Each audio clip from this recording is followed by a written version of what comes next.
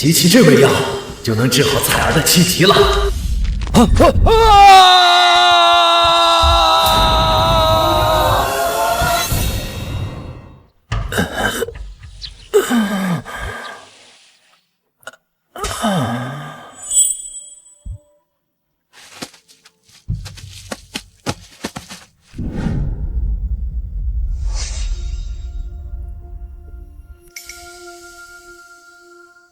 要不是为了我的气场，爷爷他也不会去悬崖上采药。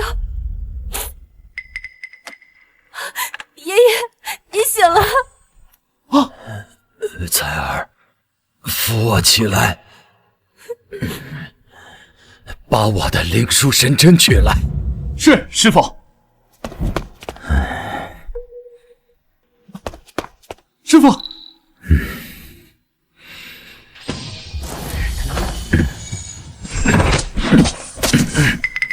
师傅，你用灵术神针封住周身大穴，此举只怕会损害自身寿元啊！爷爷，不要！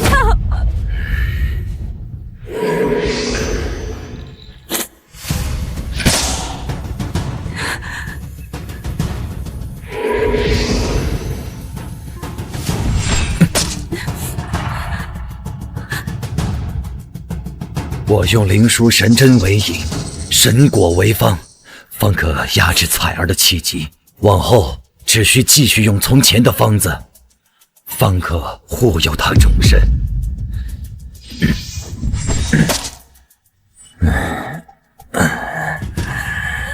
爷爷，爷爷，我不要治病了，我只要爷爷，爷爷。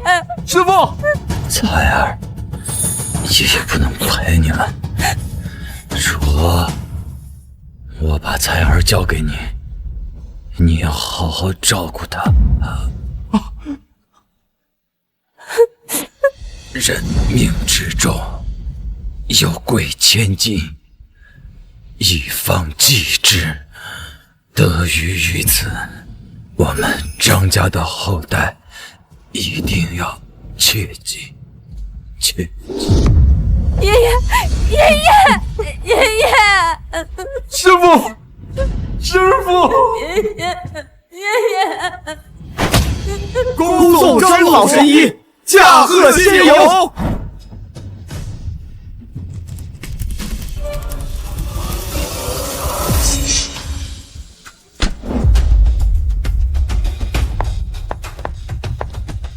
长老夫人病重，全城民意聚集，我们孙家必须抢占先机。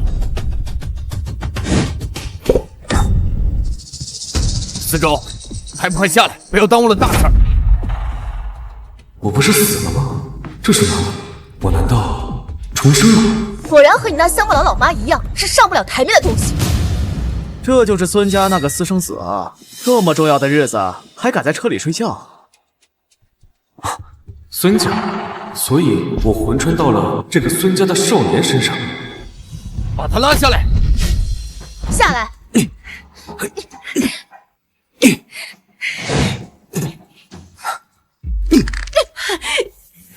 疯了！竟然敢对我动手！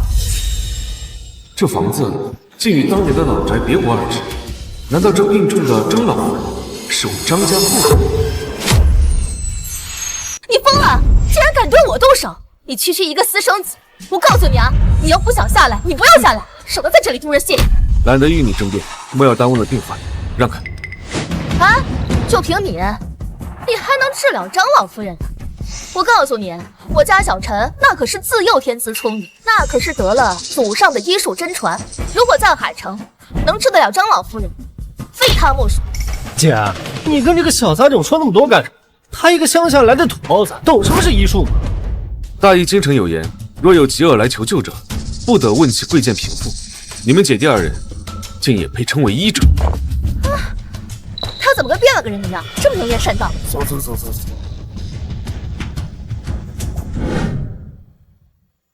如今的张家竟如此富贵，想来我死后，彩儿和楚河的日子应当过得不错。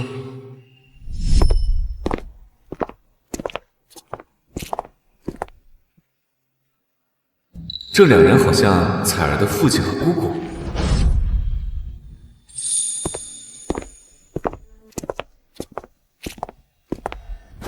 像，太像了。哎，你们可认识张馨予？这人是谁啊？竟敢直呼张老夫人大名！张馨予是我祖母。那她现在还活着吗？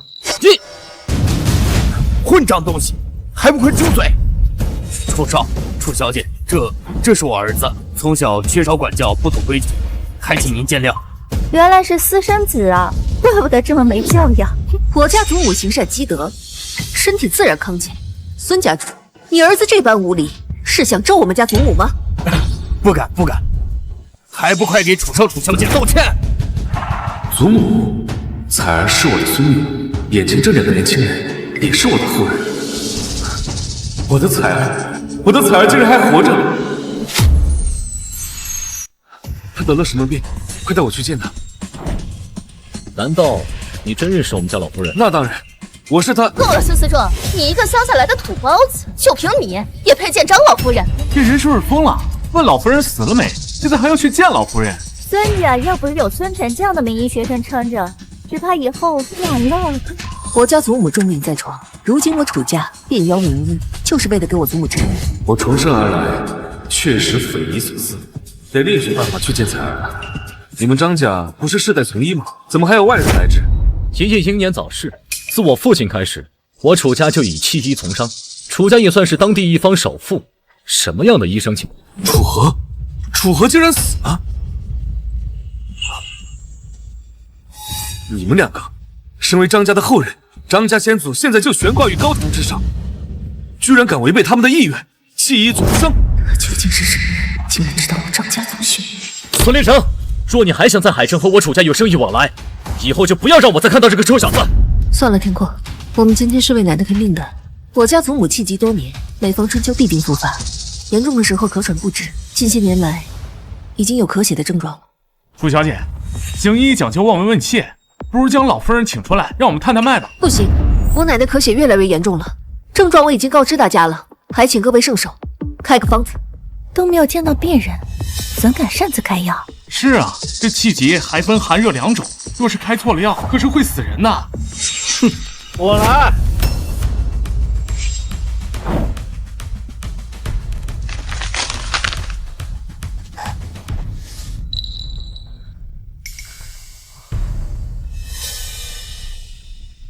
不愧是邹贺年的学生，如此精妙的药方，信手拈来。这方子上的几味药分量极为精准，是寒症、热症均可用之。楚少，只要让老夫人服下此药方，不出3个月，他就被你拖死；不出3个月，他就被你拖死。你个乡巴佬还懂医术呢？我家弟弟孙晨，那可是邹贺年的关门弟子。龙国谁人不知，他可是医学界第1人。医学界第1人，我看这龙城的医学界也没救了。你究竟是谁？若是耽误我家老太太治病，楚家绝不会放过。楚少，楚小姐，这小子就从乡下来的，没见过什么大世面。我回去就好好教育他，还不快给楚少、楚小姐道歉！楚少，老夫人只要早一刻服药，她就会早一刻远离病痛折磨。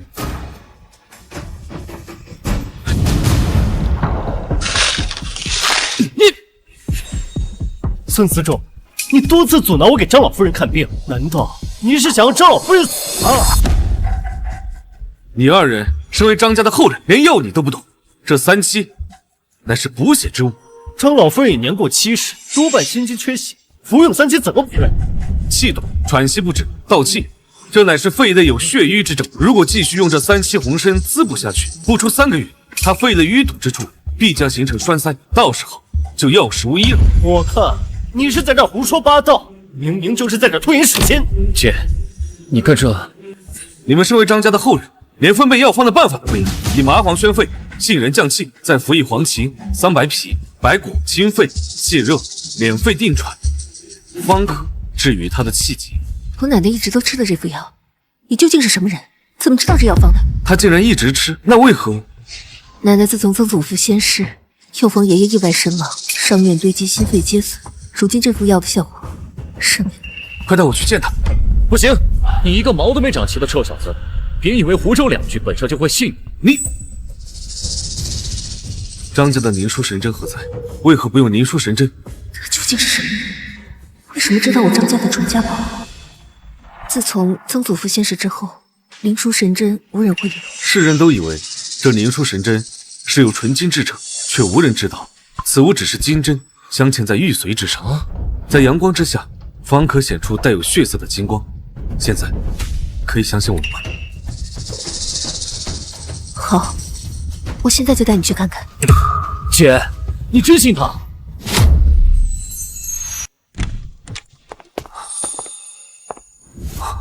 我张思仲一生行善积德，幸得上苍垂怜，侥幸重活一世。若非我重生，不出2日，彩儿必会在睡梦中死去。还好都来得及。彩儿，爷爷来了，你别怕。把灵术神针拿来，我要施针。这……听阔，去把神针拿过来。姐，我再说一遍，去把神针拿过来。臭小子，我警告你，若奶奶有事，我要你的命！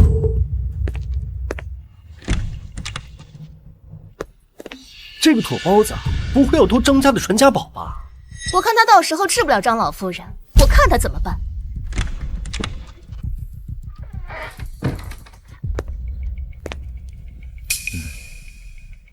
你从小就有弱者，所以我从未督促过你学习。谁曾想，你的大师兄楚河竟早早离世，使咱们张家的医术断了传承。把东西给我，你们都出去，不许任何人进来。给我，出去吧。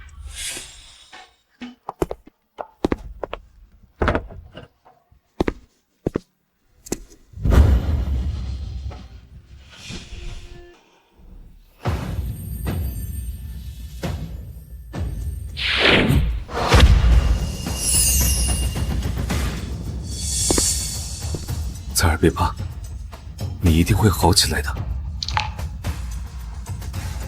这孙思仲到底是什么人？不仅知道灵域神针的秘密，还知道奶奶的小秘。这孙思仲究竟是什么人？你们2个把孙思仲从小到大的事情给我交代清楚。楚小姐，你还是太相信他了。要不是我爸仁慈，他那贱种还在地里刨食呢。楚小姐，他只不过是一个刚考上3本医学院的学生，如今你就把张老夫人交在他的手里了，只怕张老夫人……他真的没学过医吗？你千真万确。丑话说到前面啊，要是这小子治不了张老夫人，你可别找我们孙家麻烦。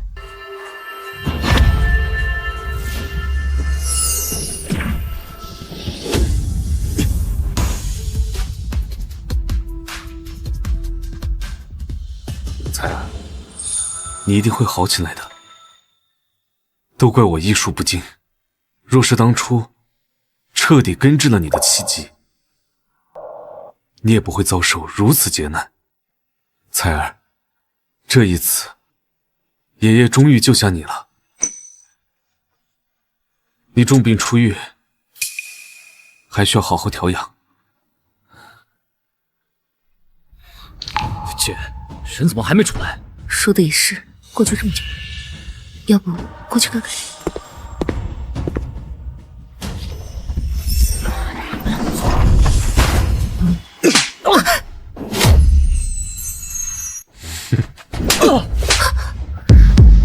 你打我！孙思仲，你胆大包天，居然敢动楚少！你是想让我孙家万劫不复，还不跪下道歉？道歉？你身为张家的后人，虽然你不会用针，但你不可能不知道，灵枢神针一旦使用起来，必须一气呵成。若有外人来打扰，不仅会伤及医者，还会反噬病者。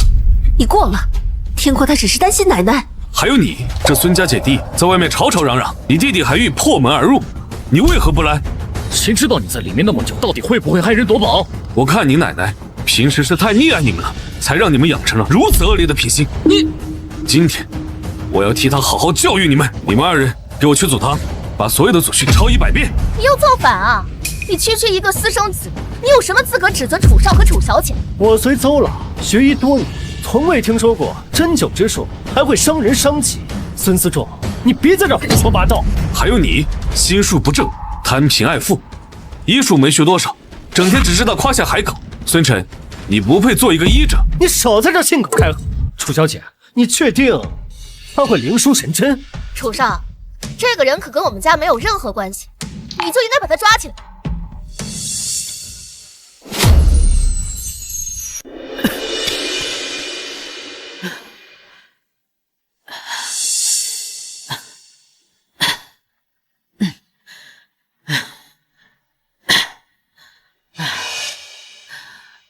灵书神针？难道爷爷还有徒弟，将神针的施针手法传承了下来？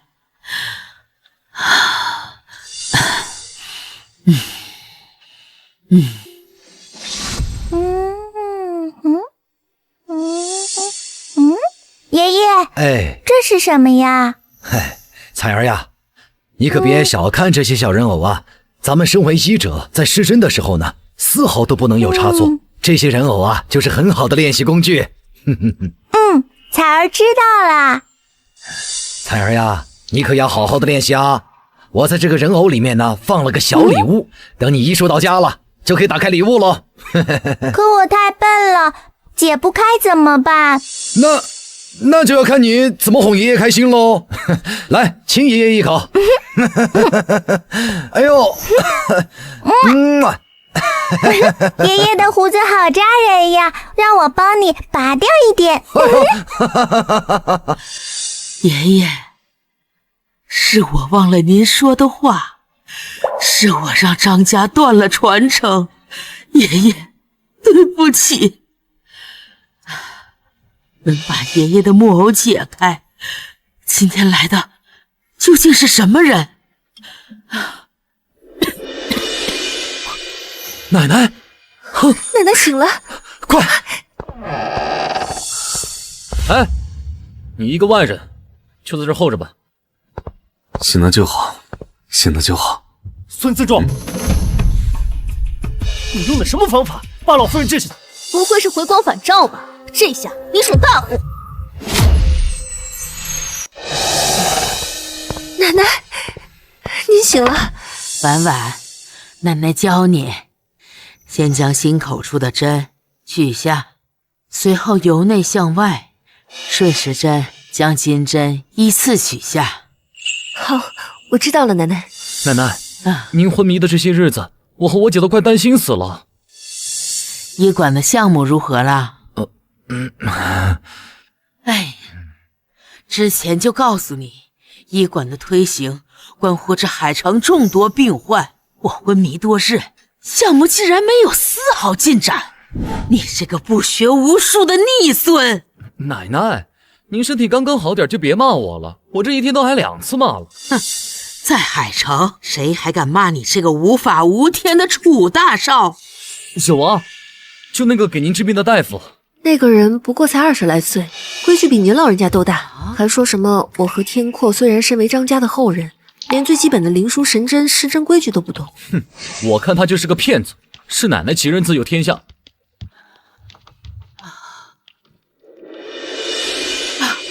这是爷爷的笔记，你们快把人请来。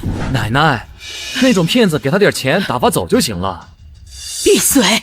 你们不服我去，我自己去。您慢点儿。孙思仲，老太太要是有个3长2短，楚家绝对不会放过你。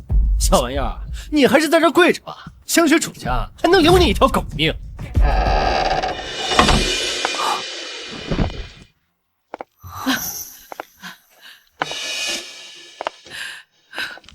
彩儿，你醒了。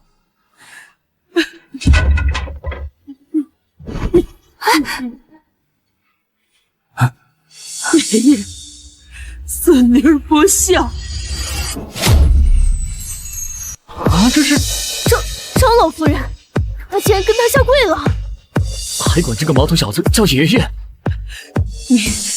您这是来看我了吗？我这是幻觉吗？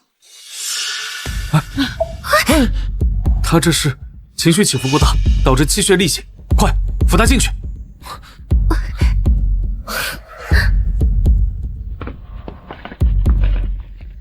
你们应该都知道张家的手段，把今天看到的一切都给我咽回肚子，否则……你说那老太太是糊涂了吧？竟然管那个杂种叫爷爷。张星宇的爷爷不就是神医张思仲吗？道上和这个小子同名，难道这个小子真的会灵术神阵？难道他真的巴结上张家了？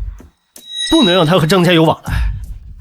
爸，你可不能将孙家的财产留给这个臭小子。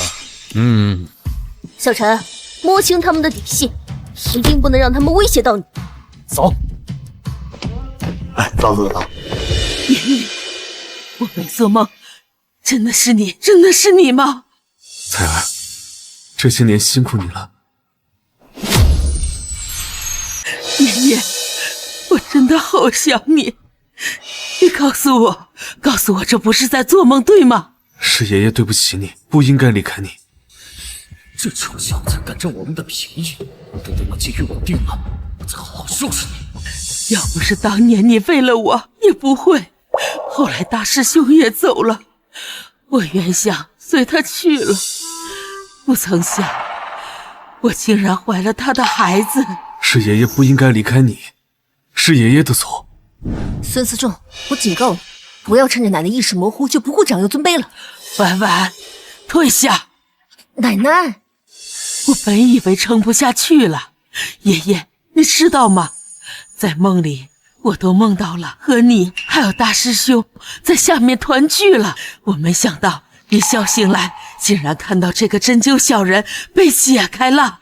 那一刻呀，我就知道一定是您回来了。这到底怎么回事？阿姐，奶奶不会让这小子给扎傻了吧？闭嘴吧，我哪知道的。当年要是我能再小心一点，就不会从那悬崖上掉下去。闭嘴，孙思仲，奶奶听不得悬崖这两个字。该闭嘴的是你们，难道我没教过你们要尊重长辈吗？平时奶奶听到悬崖两个字都要咳喘不止，今天怎么了？难道这个人真的是曾祖父？要不是当年那场意外，我也不会让你一个人苦撑了这么多年。不过今天我回来看到你，发现你还是跟之前一样，是那个心地坚韧的小女孩。哎，奶奶，你可别被他骗了，这小子是孙家的私生子，巧舌如簧。我可不像你们一样蠢，连亲爷爷都不认得。你们都给我跪下！还不给我跪下！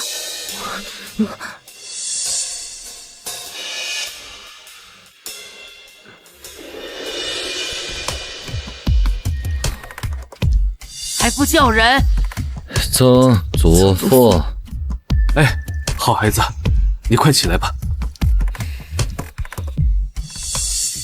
幸得上苍眷顾，让我穿越回了70年后的现在，我能看到彩儿，你结婚生子，生儿育女，还能看到我的曾孙子，还有曾孙女。爷爷，你以后就留在家里吧。你们啊，以后要尊重你们的曾祖。你们的曾祖啊，最是博学，往后啊，你们都听他的，好好上进。奶奶，天阔，你年纪尚小，以后啊，跟在你曾祖身旁，好好学习医术，切莫断了我们张家的传承。我跟他学，3本的废物。是谁教你们不敬先祖的？不学无术，现在好好的老师摆在你们面前，你竟然还不敬长辈！罢了，这2个孩子，一个性情急躁，另一个不学无术。彩儿如今大病初愈，且自幼心软，只怕以后这个张家就由我来指导后辈了。张氏医馆的项目以后就由你们曾祖父负责，你们就跟着曾祖父好好学着。是奶奶。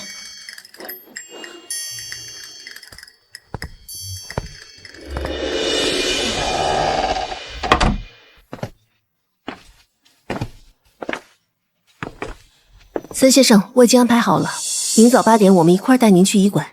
明早5点，你2人先随我打一套五禽戏，然后再去医馆当值。臭小子，我们凭什么听你的？你还真把自己当成是我们曾祖吗？哈哈，曾祖。年纪轻轻，居然有了肾虚之症。哎，不是，臭小子，你等等，什么肾虚？怎么调理啊？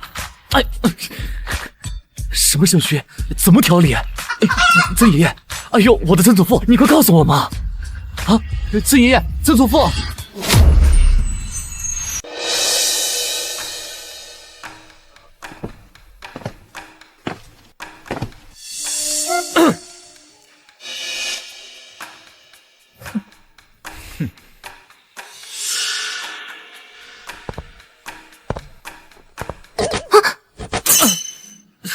干什么，臭小子！应允之事却迟到，这是1错；不尊重长辈，这是2错。你怎么还打？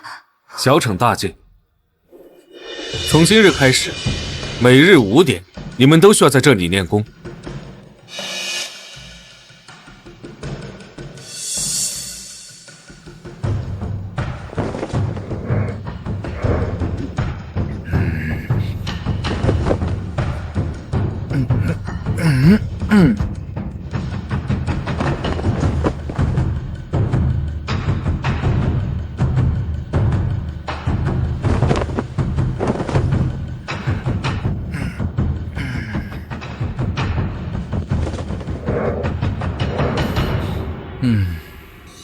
这什么无情戏啊！有这闲工夫，本小姐还不如睡个美容觉呢。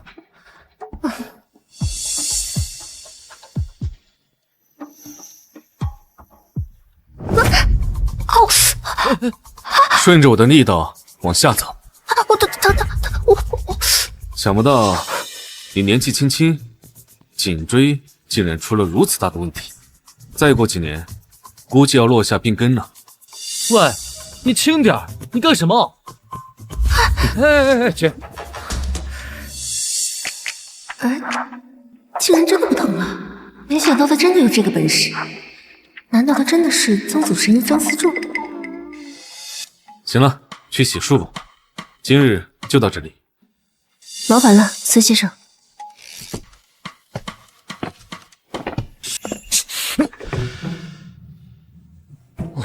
姐，干嘛这么尊重他？这个孙思仲确实有几分医术，再加上今天是先祖诞辰70周年大日子，有了他，今天这个义诊活动肯定能为张氏打响名号。走。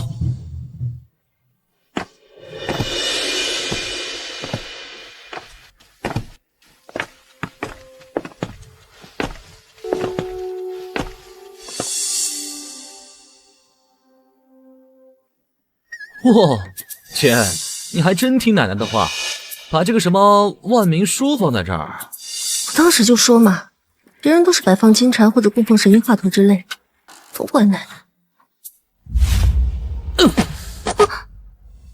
这是百姓对我们的信任与认可，你姐弟2人怎么如此没有规矩，还不跪下？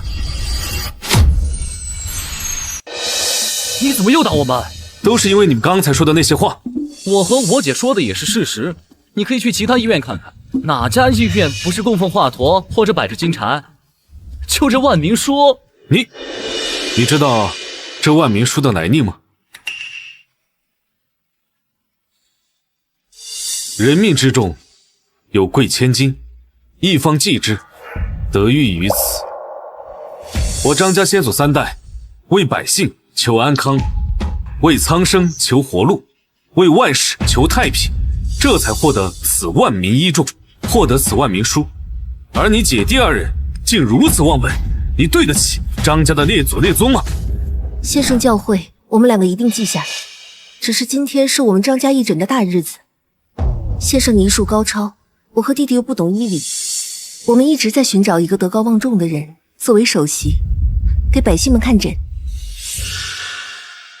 罢了，今天是我的诞辰日，既然上天让我在诞辰的前一日重生，也是让我继续悬壶济世吧。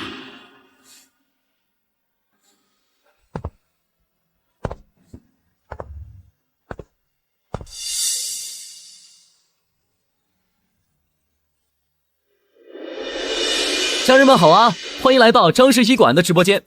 今天是张氏先祖神医张思仲先生70周年诞辰，我们张家始终遵循先祖遗志，自老一辈开始就将今天设为义诊日，为的就是让没钱的普通百姓也能得到应有的医治。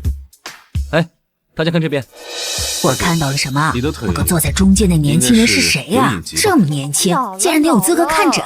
小哥哥长得真帅啊！主播，快拉近点。上医院打过石膏以后，就只能靠拄着拐子行动。小大夫呀，麻烦你帮我开点膏药。这一刮风下雨，这腿就疼得厉害。啊！好了，大姐，您现在起身看一看。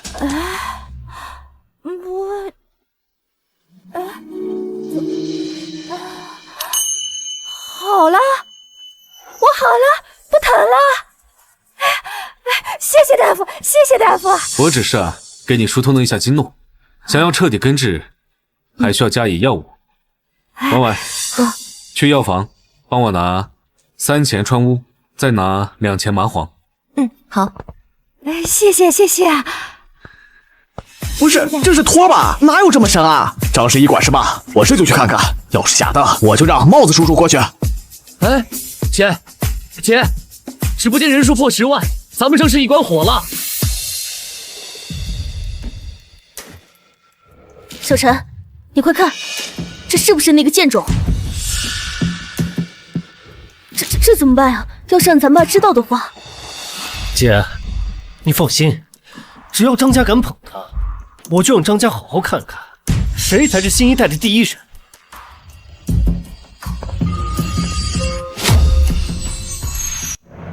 庸医害人！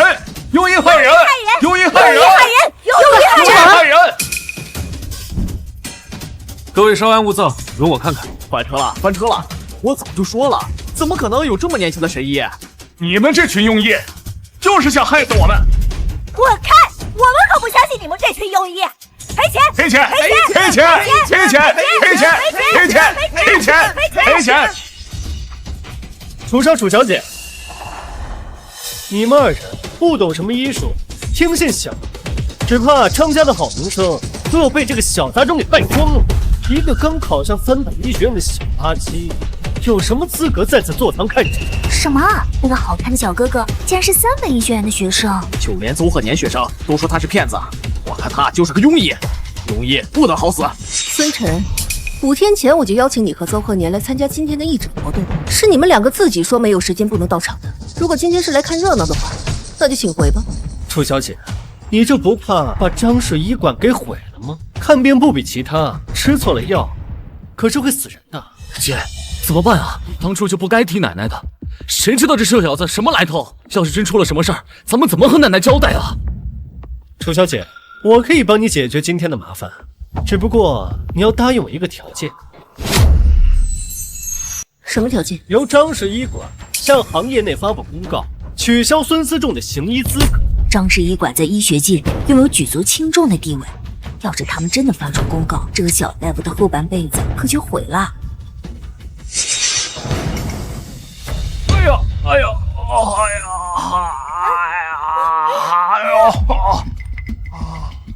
还不快答应，孙小神医！哎呀，庸医害人，张家害人呐！哎呀！楚大小姐，人命关天，还没想清楚吗？姐，我这还直着播呢，要是真出了什么事儿，我们张家可就完了。庸医害人，张家害人！哎呀，我要死了！哎呀，我要死了！张氏医馆害人啊！我们就是相信你们才来看的病，没想到把人治成这样子就不管我们了！不会真的出问题吧？你们快看，家属都哭成那个样子了。楚大小姐，他可是吃了张氏医馆的药才中毒。中毒？我看只怕是有人让他们吃错了药。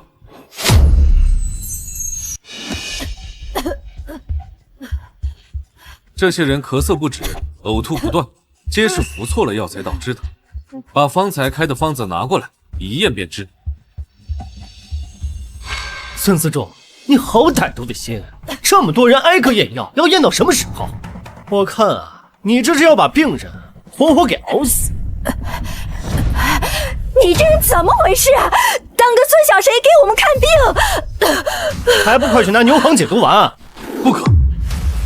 孙晨，你学艺不精，是真的想把这些患者害死吗？我学艺不精，我倒要看看现在还有谁想让你诊治。诸位，你们是想吃我孙晨开的药，还是想吃这个小杂种开的药？孙大夫救命！孙大夫救命！孙大夫救命！哎，算了吧。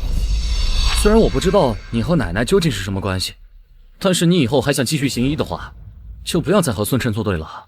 难道你要我眼睁睁地看着这些人被他致死？现在张家医馆都要仰仗着邹家师徒的关系，姐姐为了留住邹鹤年，更是舍出自己和邹家那个纨绔。荒唐！你姐弟二人断了张氏传承也就算了，现在连张氏的命脉都要掌握在一个外人手上，那又如何？在场的所有大夫随便哪个拉出来，能有我的医术水平高？张氏医馆要不是靠着我师父和师兄撑着，早就倒闭了。诸位，难道就不想为自己证明吗？你们愿意来到这医馆，一定是因为你们心怀悬壶济世之心。如今这些患者因为误服药物产生病痛，你们难道就不愿意为自己证明，而是眼睁睁地看着这个人污蔑你们的清白？年轻人，不是我们不愿，只是我们的医术到底不如孙大夫和邹老。从前我们也曾开错过药，让患者不适，都是孙大夫和邹老。我听说张氏医馆的其他大夫总会开错药，要不是刚才这个小大夫把瘸子的腿看好了，就算是一诊，没有邹鹤年和孙晨，谁愿意去张氏看病啊？你们就对自己的医术如此没有信心吗？他娘的，我不信了！这普通温补药，就算治不好人，也不可能让人上吐下泻。这方子，你们验吧。臭小子，我都不知道你在哪个赤脚大夫那儿学的医术，就敢出来招摇撞骗。你知道邹鹤年的师傅是谁吗？是神医张思仲先生。我的徒弟？老夫何曾收过一个姓邹的徒弟？告诉你吧，待会儿我师傅邹鹤年也会来参加神医张思仲的诞辰仪式，到时候你敢不敢跟我比一场？我要让你输得心服口服，就凭你也配行医？我倒要看看这些普普通通温补的药，你师徒二人能查出什么错来？切，是药三分毒，你一个刚考上3本的小垃圾，你懂什么呀？药材分量不同，毒性自然不同。难道你们平时就用这种烂理由来搪塞这些患者吗？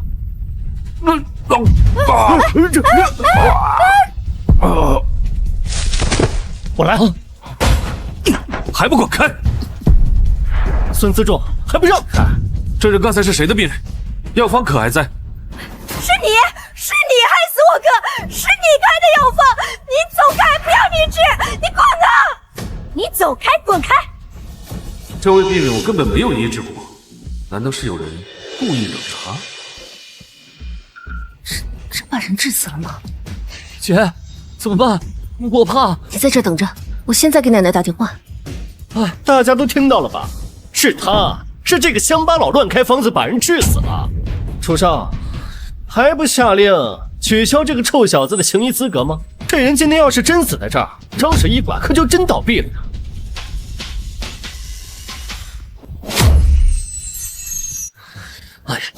哎，你快收手吧，赶紧让孙晨救人。你没本事就别在这想出头了。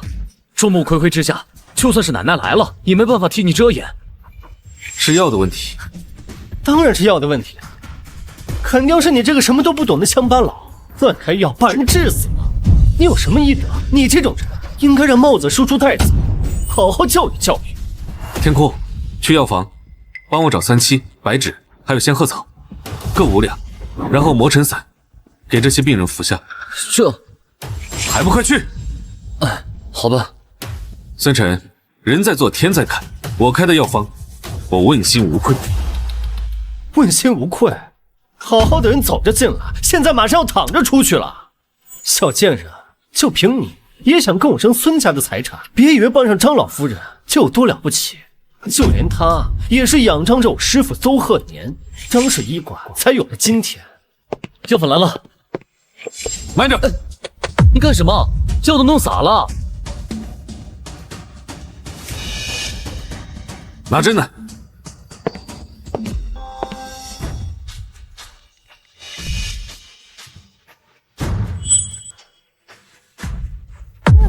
你走开！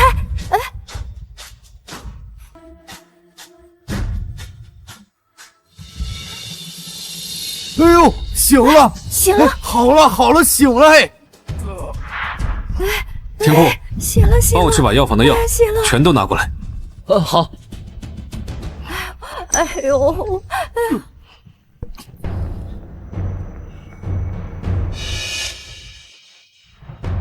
师傅，药材的事被发现了。好，麻烦两位师傅把药房里的药材都拿出来吧。好的。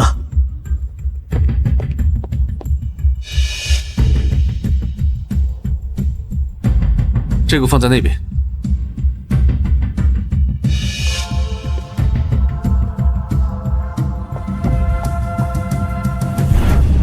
天空，这是在干什么？我也不知道。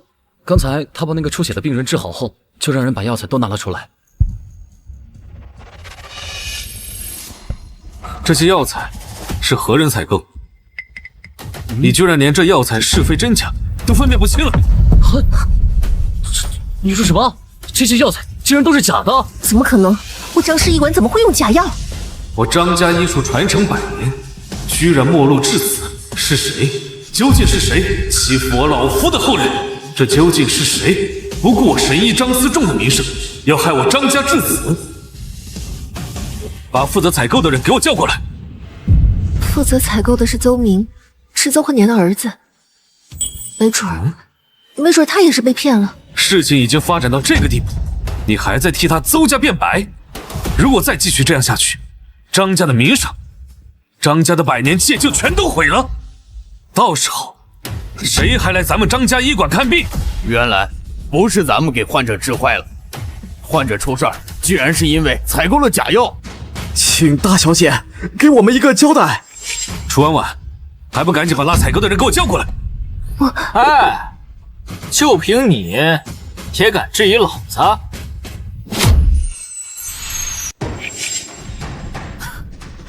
阿明，你来了，我没有不信你，姐，废物！一个乡巴佬的话你可信？我父亲可是邹鹤年，是神医张思仲的徒弟，我怎么可能贩卖假药？阿明，对不起，我没有怀疑你。少废话，钱呢？我记得你奶奶已经醒了，这个季度买药的货款怎么还没到账？现在医院的拨付，奶奶已经交给孙思仲了，我没有权利。废物！还有楚大小姐，想做邹家的儿媳妇儿，怎么连这点小事都办不好？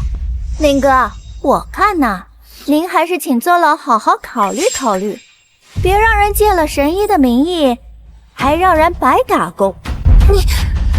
哎，你就是孙家那私生子吧？你就是负责采购的人？是有。我劝你现在乖乖的把货款给我，要不然一会儿闹得不愉快，不好收场啊！你知不知道，你采购的这些药材都是假药，这些病患吃了之后，闹不好会出人命的。就凭你也敢质问我，小杂种！哎呦，小杂种，你敢打我？我打你又怎么样？哎，你疯了！这个是邹鹤年的儿子，家里现在的医疗产业都仰望着邹鹤年的名声。你就算是不顾及邹鹤年，也得顾及我姐吧？我姐和他有婚约呢。那就取消婚约。你个孙家的私生子，我和楚婉婉的婚事还轮不到你说了算。楚婉婉，你说张家药房是他的还是你们楚家的？楚婉婉，你别忘了，如果不是我父亲，你们楚家能有今天的财富？还有，你还想不想让人给你奶奶续命？我不退婚。楚婉婉，我奶奶肯定老糊涂了，才把医院的权利都交给你。如果我真的听你的，我们楚家才算真的完了。孙思仲，我告诉你，我不会退婚的。以后医院的药材还是由邹家负责。楚婉婉，你身为张家的后人，你不会不知道这些药能吃死人吧？我不相信，我不相信邹鹤年一介名医竟然会用假药。楚天过，你不会也是这样想的吧？我不知道，但是你这么年轻，孙思仲，现在根本就不会有人愿意听你说话。邹家怎么可能会用假药？婉婉真乖，快下通知，取消这个人的行医资格。是啊，楚大小姐，只要你现在取消孙思仲的行医资格，我和邹老还会为你摆平今天这场烂摊子。楚婉婉，大小姐，大小姐，大小姐，这药材一定有问题，否则邹明不会亲自管。可要是得罪了邹家，我们医馆难道只能指望孙思仲了？大家看见了吧？是因为今天的出诊人学艺不精，才让大家药物中毒。这个臭小子差点害死你，现在又把原因推到药材身上。我代表邹家承诺，只要这小野种没有了行医资格，我父亲邹老一定会治好诸位的病。大小姐，你还在等什么？难道真的不给我们留活路了吗？这到底是怎么回事？一方说是小大夫看病下错了药，另一方那个小大夫又说是药材的问题。反正我是信邹家的，邹鹤年声名在外，犯不上贩卖假药材来赚钱吧？人心不足蛇吞象，要我说，兴许小大夫说的都是真的。孙思仲，我告诉你，当今医学界是邹老说了算，不说别的，单说邹老是神医张思仲的传人这一点，就足以说明他当今当日的位置。我怎么不知道张思仲他有这个徒弟？你一个臭小子，你懂什么？楚大小姐，还没做好决定吗？还是说我和我师傅和你们张氏医馆的缘分就这今天了呀？姐，怎么办啊？婉婉，你可别忘了，当初为什么和我定下？好，我想我张家以史为名，却不曾想张思仲走后，我张家后人竟能被人逼到这个地步。楚天阔，楚婉婉，现在张家还是你们的奶奶管事吧？是，可是昨日你奶奶有没有说过，从今往后张家的所有事务，你们姐弟都交给我打理？是。好，那我宣布，从今日起，所有张氏医馆及张家和楚家的医疗产业全部都停业整顿。什么？你疯了吗？你知道停业一天会损失多少钱吗？无论如何，我张家的名声不能毁，我张氏救民之心也不能变。现在既然张家出现了蛀虫，就不应该再继续营业。我们要清清白白做人，直到真相查得水落石出那一天为止。好，好，好，原来是这样。张老夫人竟然把张家给了这小子。楚婉婉，难道你奶奶是想把你嫁给这小子？邹明，你在胡说什么啊？身为医者，敢拿病患的性命做威胁，单从这一点，你口中的那位邹鹤年就不配做张思仲的徒弟。诸位，我今日既然说出了停业整顿这4个字，我就不会放下诸位的病症置之不理。稍后我便会为诸位一一看病。我张家识人不明，犯下的过，我们认。拿针来，我让你们见识一下什么是见针消毒。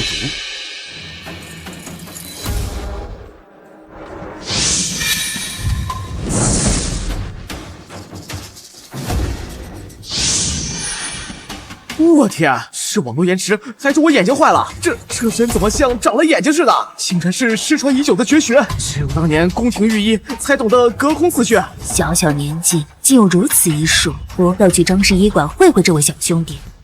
姐，邹明朝三暮四，这个孙思仲看起来应该有些本事。不然你就听他的，别去邹家受气了。轮公子学，难道真的是曾祖父？哼，故弄玄虚。楚婉婉，你身为张家的后人，想不到你居然为了名利攀附他人，我张家的风骨竟整在了你的身上。我有什么错？我做这些都是为了张家。可你这也是害了张家。奶奶，奶奶，你可为我做主啊！邹家小子，回家告诉你父亲，张氏医馆从今天起不再与邹家合作，还请邹鹤年另寻去处吧。你个老不死的，没有我父亲，你算什么东西？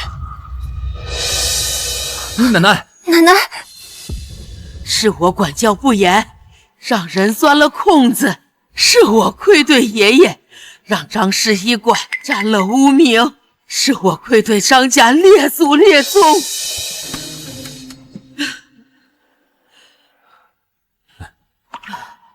爷爷，事已至此，我已经命令张氏所有医馆以及其他的医疗企业全部停业整顿，你愿意吗？全凭爷爷做主。奶奶，你被他灌了什么迷魂汤啊？你知不知道，如果不跟邹家合作的话，如果停业整顿的话，我们张家就完了。婉婉，从今天开始，取消你和邹氏的婚约。奶奶，你听他说的什么？小野种，就你也配替张老夫人做主？张老夫人，您莫不是老糊涂了吧？当年要不是邹老看在张神医的面子上，在你们张家出诊，你们张家早就没落了。张老夫人，你可要想清楚，如果没有我们邹家，你们以后怎么在海城立足？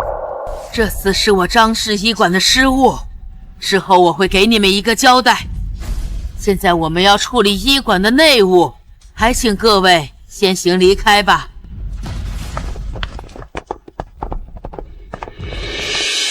是谁要撕毁婚约呀？老夫人，你要撕毁婚约，我邹某人就自请离开张氏医馆吧。是邹鹤年，这可是国医堂认证的名医。邹鹤年要是走了，以后谁还去张氏医馆看病啊？唯一一个拿得出手的大夫会比较သွား，我看张氏医馆完喽。邹鹤年，我张家对你不薄，你当真要离开吗？师父和大师兄去世的早，张家留下你一女人苦苦支撑，老夫也是顾念旧情，没想到你张青雨竟过河拆桥。这些年要不是我师父撑着，你们张家能有今天的富贵？老夫人，你不是要退婚吗？就怕你承担不起退婚的后果。老夫如今与张家缘分已尽，师姐，最后我还想劝一劝你，真的受这黄口小儿蒙蔽，污蔑我邹家吗？医术不怎么样，这倒打一耙倒是学得很通透。邹鹤年，你是不承认这药材是假的喽？自然，邹某行得端，坐得正。你是张思仲的徒弟，哼，师父大恩，老夫没齿难忘。你还想说，只要婉婉和那邹明退婚，你就要离开张氏医馆？自然，泥人上有3分气性，我邹家绝不会平白受奸人污蔑。好，彩儿，取消他俩的婚约。像这种人，不配待在张氏医馆。张星宇，你可要想好了，老夫敢保证，今日之后在医学界，你张家寸步难行。奶奶，你真的要毁了咱们张家吗？我们倒是看看，听你邹鹤年是如何让张家寸步难行。徒儿李森，徒儿邱红翠，拜见师傅。徒儿拜见师傅。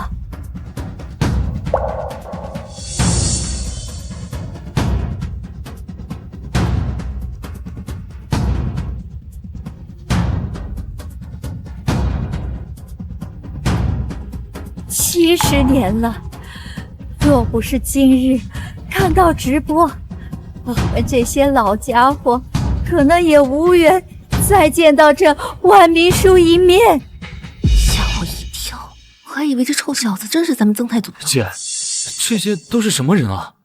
有人知道他们的身份吗？在线蹲。后面那个白胡子老头我知道，那是龙国最大的药材供应商。站在最前面的那个是医学界泰斗李森，据说是1号领导的专职营养师。哦，就是这个老太太，在《柳叶刀》上有几十篇论文。师兄，师姐，我没想到，我有朝一日还能看见大家重聚张氏医馆的一天。想当年，老夫传道授业解惑，门徒众多，今日终于重现当年荣光。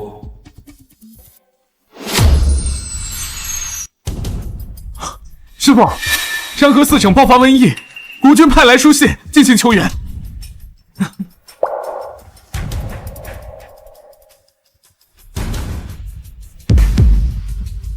李森，你带师弟师妹们去驰援中原4省，切记护佑黎民百姓苍生，是我等身为医者的职责。楚河，你带师弟们再给我背一遍大义京城。凡大义治病者，必当安身定志，无欲无求，先发大子恻隐之心，誓愿普救寒林之苦。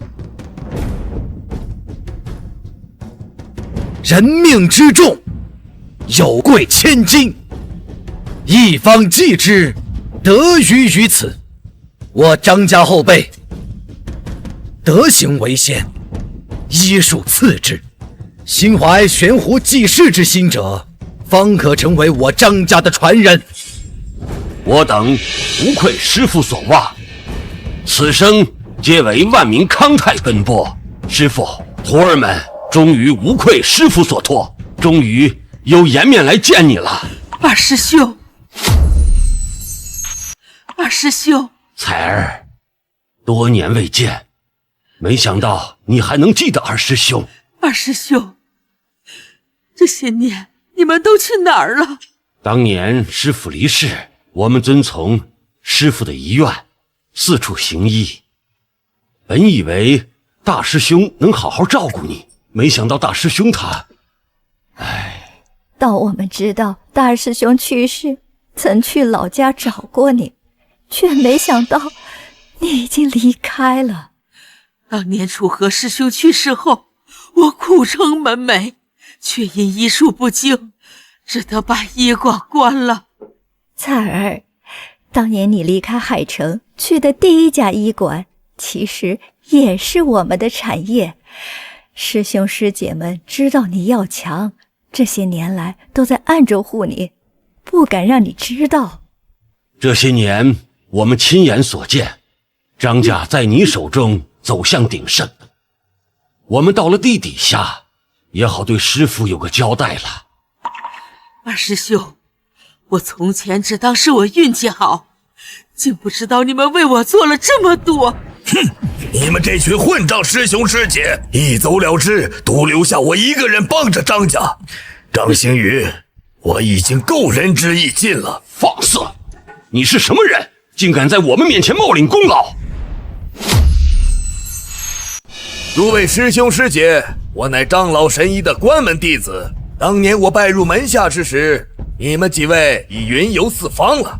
你只不过在张家坐镇几日，就把所有的功劳全揽在自己身上。在座的诸位，有谁没有受过恩师的恩惠？你让彩儿误以为这些年张家的起伏都是你的功劳。你让彩儿感恩戴德多年，难道你的一身医术不是师父教的？谢恩已报，要不是我们看到直播，还不知道你欺负张家到什么时候。二师兄师姐，彩儿感激你们这么多年来对我暗中相护之恩，彩儿无以为报。快起来，快起来，起来，起来！彩儿，如果不是师父，也就没有我们今天这地位。老神医离世，我们这些徒儿徒孙定当护你张家周全。刚才是那个小子妄言，张家离了他就要没落的。哼！周鹤年，今天我们国医馆的几位老家伙是来替张家解除婚约，你敢说不吗？这些孤儿竟然也有了今时今日的地位，也能护佑我张家。二师兄，爷爷他还……彩儿，你放心，尽管师父不在，我们这些师兄师姐绝对不会允许旁人欺负了张家。欺负？呵呵，难道师父没有告诉你们吗？师门中不论入门早晚，一切皆以灵枢神针传人为先吗？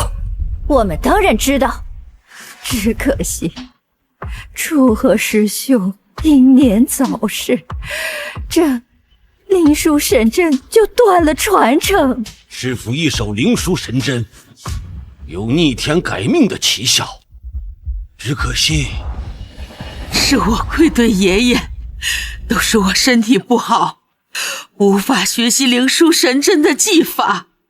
好在爷爷他还……好在师父未卜先知，将针法尽数传授于我。我是现世唯一的灵枢神针传人。什么？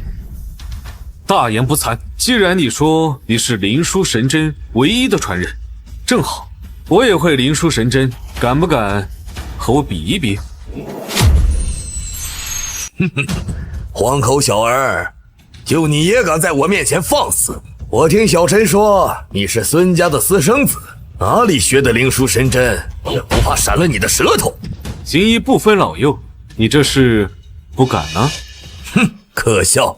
就凭你还不配让我出手。小陈在，替为师与他比一场，若是赢了，为师将灵枢神针技法传授于你。多谢老师。臭小子，我看你不爽很久了，我今天就让你看看新一代医学界第一人的实力。哼，若是我赢了，婉婉和邹明就要取消婚约，从此他们再无瓜葛。他是在帮我吗？姐，邹明那个臭小子，当着邹和言和奶奶的面都敢和别的女人勾勾搭搭，你要是和这种人结婚，后半辈子可就毁了。你还有什么舍不得的？可我怕张家以后……婉婉，别怕，有你曾祖父在，没有任何人再敢欺负我们张家的孤儿寡母了。好，小陈，既然你去比试，那么条件你来说。我要是赢了，你就当场自废双手，我从此不得行医。纵观医史千百年，还没有人敢对我说出这样的话。今日在场的诸位，无论医术还是名声，都在你之上，你也不怕牛皮吹爆啊？都这个时候了，去哪里找患者啊？谁知道他们邹家有没有做手脚？不知诸位信不信得过我李某人？二师兄，您是国医堂的泰斗，我们当然信得过。自然信得过。好，既然如此，那就请二位替老夫诊脉吧。这是我上个礼拜的检查结果，我身患胃癌，已多处转移，已到了强弩之末。我想知道，你们二位有什么本事让我减轻痛苦？我是学医的，我知道癌症多处转移已经是晚期了，就算有药也是缓解病症，暂时延缓生命，连手术都做不了了。都已经是绝症了，孙成和这个小大夫怎么治啊？就算是神医张思仲活着也没办法吧？二师兄，你怎么了？时也，命也。我记得小时候师父就说过，我幼时乞讨为生，伤了脾胃，往后要尤其注意。这师父才把养生的法子传授给我，只可惜啊，我还是没逃过命运。如果师父他还在的话，二师兄，你放心，爷爷他一定会帮你的。李老，我先来吧。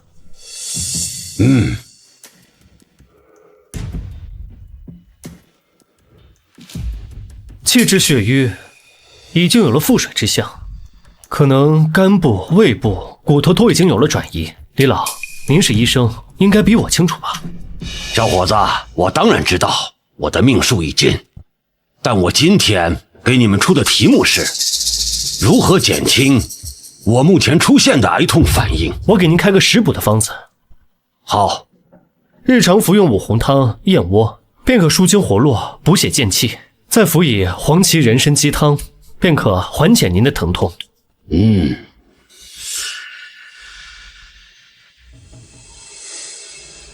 二师兄，你主攻药膳，我这徒弟开的药方可还可以啊？这孩子确实有点天赋，就是我本人目前也是这样滋补的。孙思仲，我诊治在先，待会儿你可别说你的结果跟我的一样。你幼时脾胃不和，这应该是你多年钻研医术，却从未保养过自身吧？人命至重，这是师父当年教我的。只要你心存善意，上天不会亏待你。你这得的不是癌症。啊？什么？孙思仲，你真是为了赢，什么话都说得出口。李老已经确诊了，你再这样乱诊的话，让外人怎么看我们张氏医馆啊？小子，你可要想好了，你要是输了，要自断双手，从此再不行医。大哥，你到底有没有把握？这一周我已联系过各国的神医圣手，都明确地告诉我，现在已经是晚期，没有了手术的价值，已经强弩之末了。你这……孙思仲，你一个乡下来的小野种，能比得上这些国医圣手吗？李森，若我说我有把握治好你呢？这人究竟是谁？为什么这般意气风发的自信，有和师父一样的感觉？小野种，你特立独行，不就是想吸引这些大人物的注意吗？你这种罔顾患者性命之人，活该断了双手。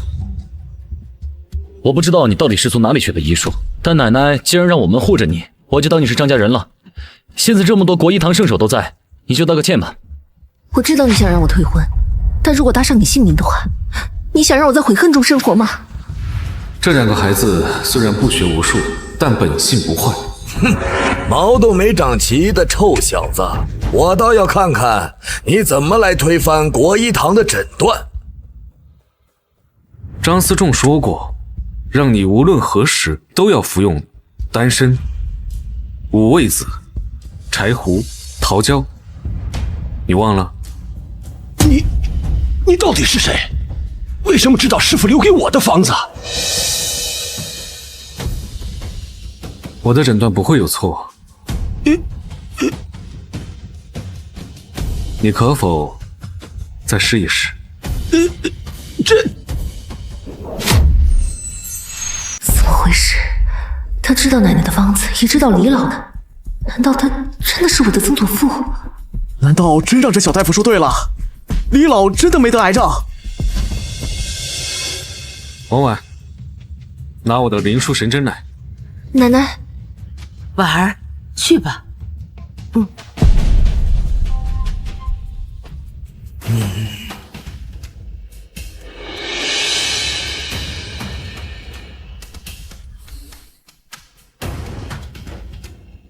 二师兄，贵为同门，我不得不劝你一句。你的胃癌若是舒缓得当，可能还能延缓几年。若是相信这小子，你学艺不精，还敢在这里妄下定论？邹鹤年、张思仲，没有你这样的徒弟。来人呐，还不快给李老煎药！事急从权，就让你们见识见识老夫针法的厉害。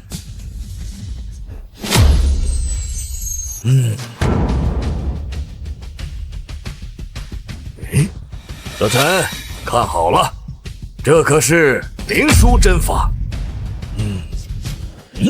缺盆、气户、神风，竟真是灵枢神针的技法！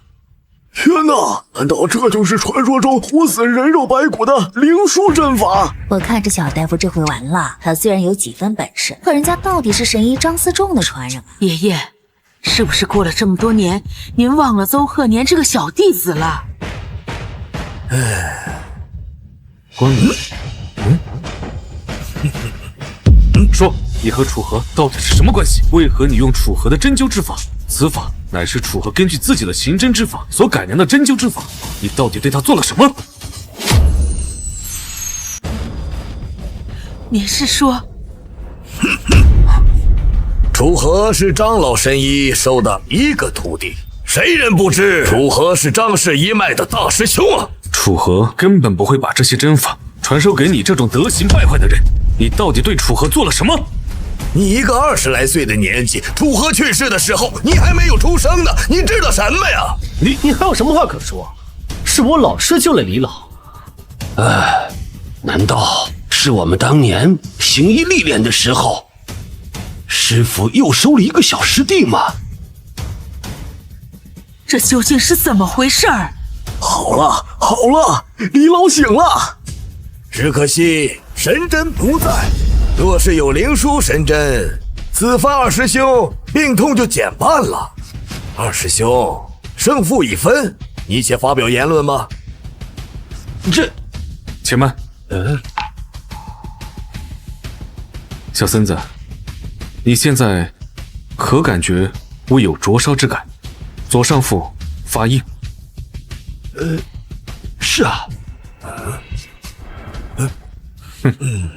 只不过学了一些楚河针灸之法的皮毛，竟敢拿出来用，用你！只不过学了一些楚河针灸之法的皮毛，竟敢拿出来用，用你！小杂种，你说的这些病症，皆是胃癌晚期的症状，你凭什么说我师傅？他是怎么知道我用的是楚河的针法？难道张星宇又掌握了什么证据，并这小子推了出来？邹鹤年，楚河当年最后一针扎在太乙穴上，是因为他只学了灵枢神针的皮毛，他不知入针的深浅，所以扎在太乙穴上，反而更加安全。那又如何？师父去世之时，我不过才16岁，我的确只有师父的3成医术，但我也确实是这世上灵枢神针唯一传人。张老神医曾经说过，灵枢神针只留给传承人，你们张家还不快把灵枢神针交出来？唉，张家不仁，要与我邹家解除婚约。我作为灵枢神针唯一传人，当然要拿回神针，担任起张氏医馆救济扶伤的重任呐。倒也不错，现在只有邹鹤年会用这个神针，张家留着有什么用？张家未免也太自私了，是患者的命要紧，还是宝贝要紧？哼，唯一传承人，今天我就让你看看什么是灵枢针法。这起手式，哎，喂，没干什么？哟，哥儿几个没见过什么宝贝，大小姐手里拿的可是古董，拿过来给我们看一眼，拿过来。放开！你们干什么？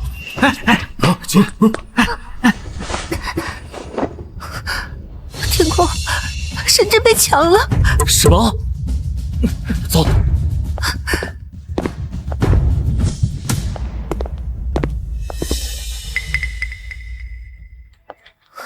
奶奶，是孙女不孝，没有守住神针，让人将程家之宝抢了去。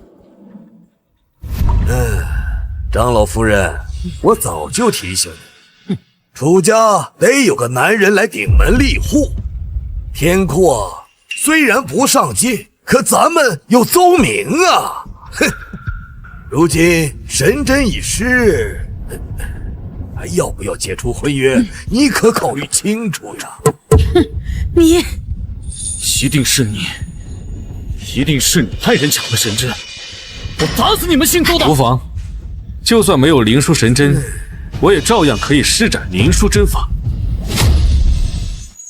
师父曾说，灵枢神针配上张氏针法，才能牵动身体本身之源，这才有了江湖人称霞光线、病症除的美誉。年轻时候想装包大的，现在反而成了证据。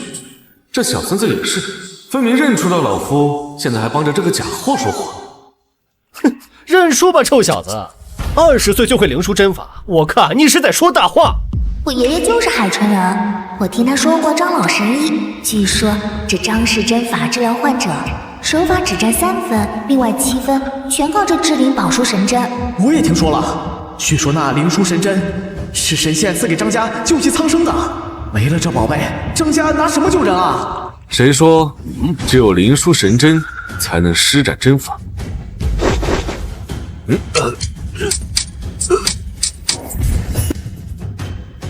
果然是你，师傅！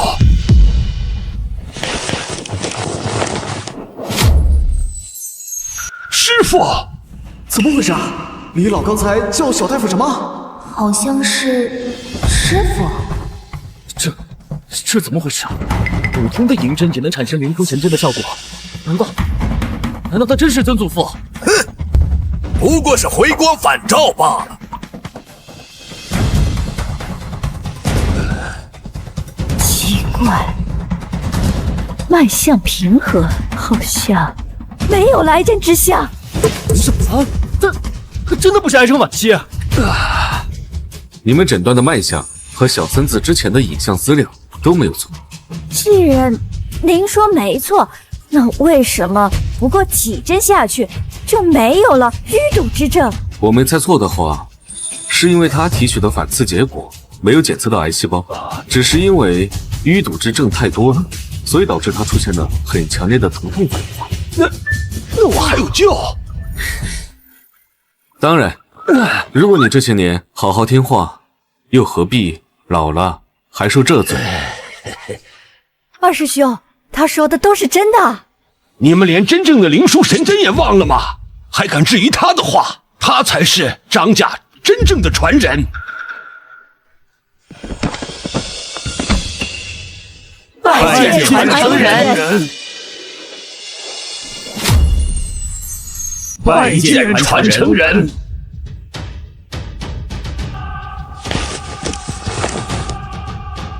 邹鹤年，如今胜负已分，你还有什么话可说？胜负已分？哼！若不是我先前扎的那几针，臭小子，你以为以你的水平能治好李岑吗？你巧舌如簧。之前我就说了，邹家输了只是退婚，小大夫输了，邹家却让人家自断双臂，这邹鹤年也太没格局了。老登耍赖啊！这是看着小大夫没人护着就来搞事情。老头，你怎么和你那朝三暮四的儿子一样不要脸？邹明呢？难道刚才是邹明让人抢了我们张家的传家宝？怎么，你这是宁愿耍赖，也不愿意舍弃我们张家这棵大树吗？你好，邹明一出婉婉的婚事，就此作罢。哼，我们走。哼，走。曾祖父，那神针呢？无妨，只不过我现在还有一件事要查证。你二人可知错？知错。老祖宗，我身为张家后人，知道不应该肆意妄为，但我当初也是为了保全张家家业，不曾想。婉婉，你是张家的后人，这就是你的底气。咱们张家无论是经商还是行医，从不依附其他人。那邹明不是什么好人，以后还是跟他断了吧。是，老祖宗。那你呢？老祖宗，我知错了，说我能好好学医，就不会被邹家牵着鼻子走。你们叫我老祖宗，那可是认我这个曾祖父了。这事虽然匪夷所思，但这个世界上只有老祖宗才能完整的施展灵书神针。老祖宗，以后我一定不会贪玩了。天阔，这些年你一直在你奶奶跟你姐姐的羽翼之下，今天的情形你也看到了，难道你真的要为了张家让你的亲姐姐嫁给邹明那个混账东西吗？老祖宗，我要学医。老祖宗，我要学医。天阔，你想学医是好事，但你要想清楚，你是为了咱们张家，还是为了百姓。师父，是徒儿无能。小三子，你认出我了？我不知道这个邹鹤年，你们知道他底细吗？当年他将楚河的尸体送回张家，自称是您的徒弟，再加上他真的懂得医术，就把他留在了张家。师父，难道……我怀疑是他杀了楚河。什么？他今日的刑侦手法与楚河别无二致，所以他极有可能盗取了楚河的针灸之术。所以，咱们还是需要慢慢的探查一番。他早就觊觎我们张家产业许久，难怪我这么多年查账的时候总是入不敷出。今天的直播大家都看见了，难道他们还会相信邹鹤年吗？邹鹤年医术不错，只怕以后还会有人求他看诊。杀害我爷爷，抢走我张家传家至宝，竟然还想逍遥法外！我去找他去。不急，狐狸早晚会露出马脚。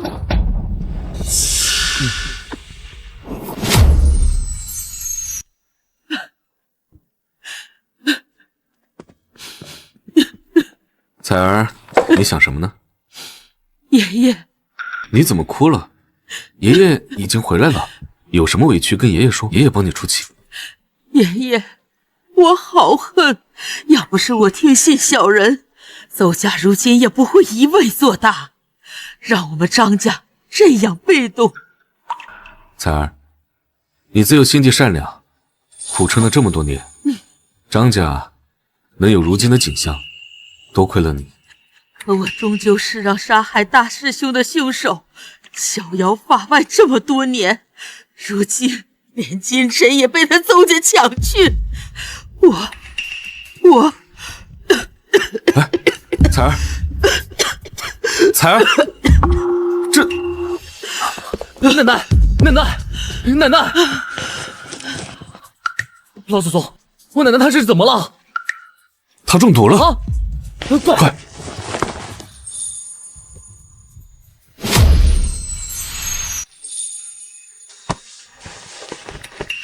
爷爷，我没事儿。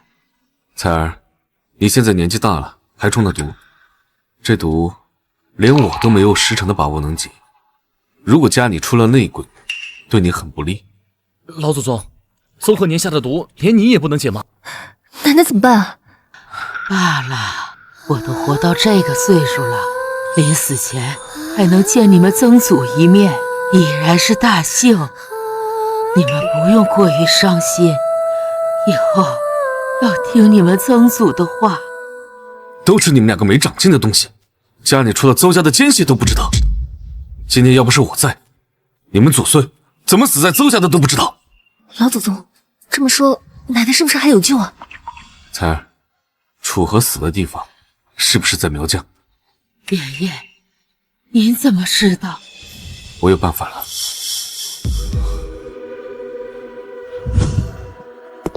老师，我刚收到消息，张老太太真的进医院了。我倒要看看，这私生子怎么解毒。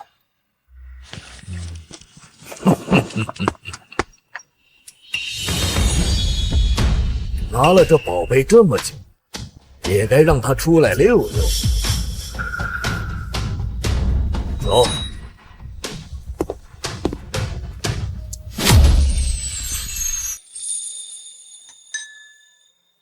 哟，多么笑感动天的场面！邹明，你们来干什么？哎，我听说老太太生病了，我作为前女婿，理应过来看。邹明，这里不欢迎你们。哎，我只是过来看看。那孙家那小子呢？怎么没来？以前不都是能把老太太病治好，反而还要老太太在医馆躺着？你，邹鹤年，不用你费心，老婆子还死不了，请吧。看来孙家那小杂种也是个废物。老夫人，你下跪给我道歉，或者让楚婉婉陪我睡一晚上，我就能看在老神医的面子上救你一命。你这个无赖，就不怕遭报应吗？报应？我们邹家可是现在医学界的新贵，等老太太一死，我们就霸占你们所有的财产，到时候谁敢说报应二字？奶奶，你怎么了？你们对我奶奶做了什么？张星宇，你可想好了，你这毒在当今世上只有我能解。我不会把婉婉交给你们，我更不会将我们张家的基业交给你们这种小人。你们对我奶奶做了什么？这是要她的命啊！楚婉婉，你现在把衣服脱了，下跪给我道歉，兴许我还能放过你。做梦！小丫头，你可想好了，是跪下道歉，还是让你奶奶继续受罪？你怎么还不回来呀？脱衣服，下跪！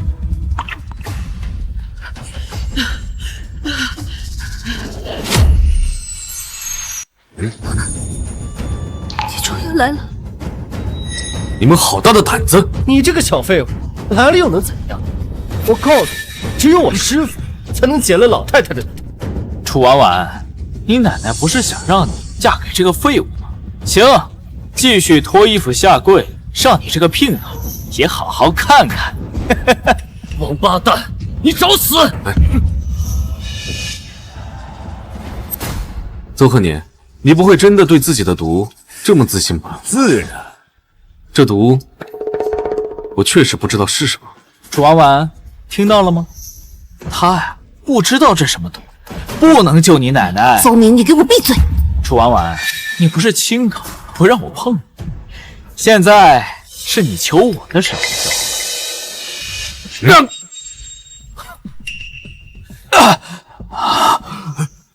敬酒不吃吃罚酒，信不信我弄死你们？不知道这毒又如何？我照样治得了。难道他真的有解毒的办法？切，别听他胡说，他也就20多岁，连毒都分不清楚，怎么解？你个臭小子，连是什么毒都不知道，你就不怕把老太太给治死？楚婉婉，你想好，你是信他，还是信我们邹家？别忘了，这可是你奶奶的命。好啊，你们这些卑鄙小人，毒是你们下的，现在又过来装好人，一个老不要脸带着2个小不要脸的，一群败类。楚天阔，我他妈给你脸了是不是？哎，阿明，让他舒服舒服嘴呗。过一会儿悼念的时候，他就能哭出来。是你们在找死！暴力是解决不了问题的，你们给我瞧好了。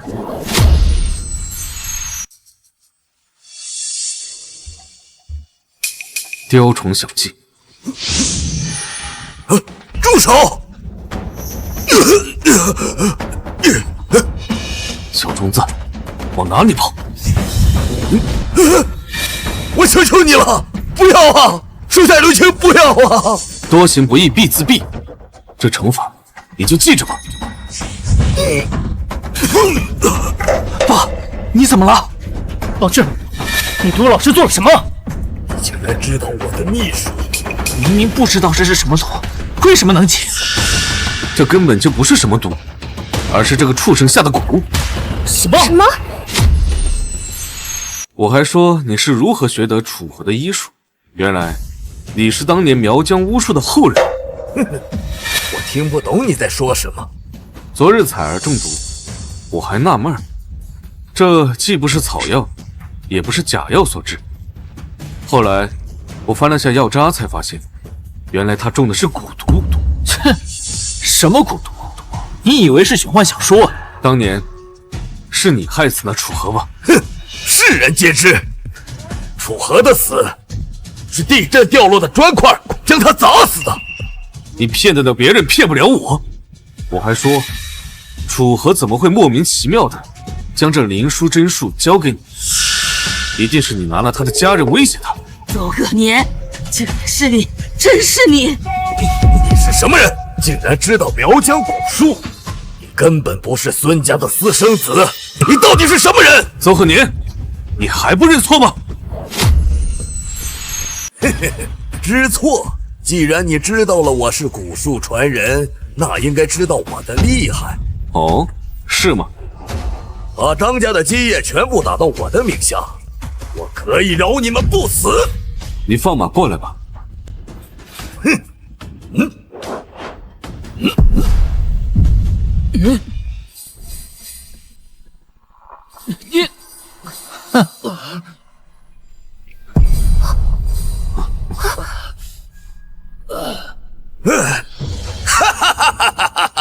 我让你们都死，你们今天全部死掉，张家的产业就是我的了。爹，楚婉婉留给我，我想让这贱人生不如死。师傅，杀了他，杀了这小畜生！天空，快！好嘞，原来你刚刚让我买杀虫剂是这个用处。你们做什么？我要杀了你们啊！我的母仇！少轩，这都什么年代了，谁家还买不起杀虫剂呀？杀了你们！我要杀了你们！哎呦，我要杀了你们！杀了你们！老夫没想到，竟然折在你们手里了。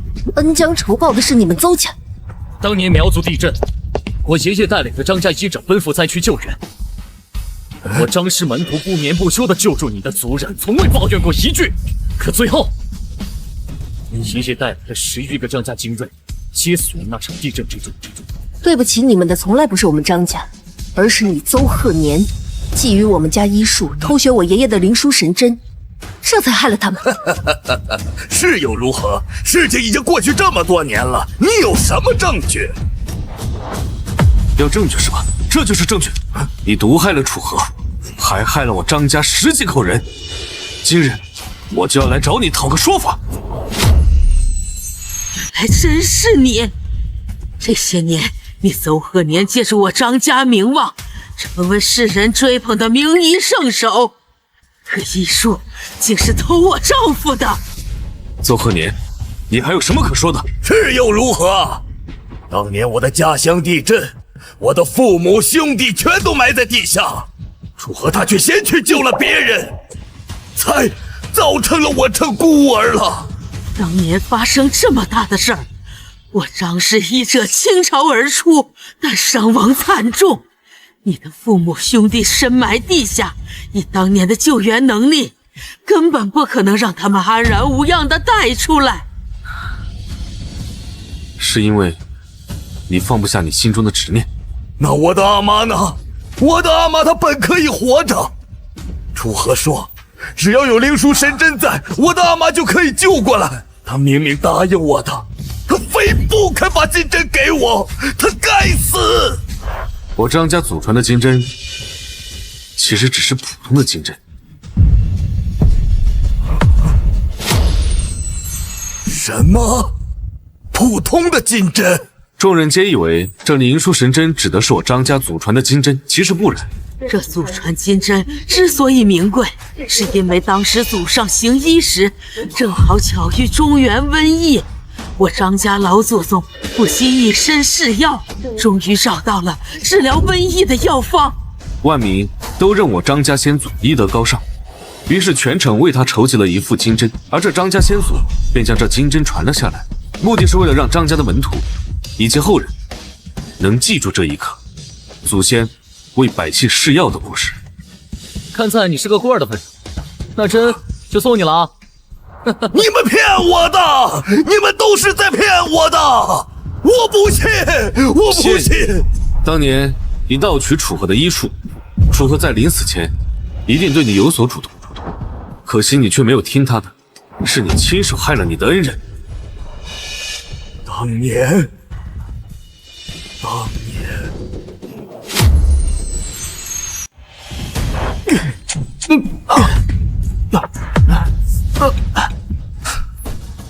你为什么对我下毒手？畜生！你凭什么不救我阿爹阿妈？是你，要不是你，我就不会变成孤儿。去死吧！并非是我不救，而是他们都无力回天了。胡说！会古术，也会医术，我往后定然不会像你一样见死不救。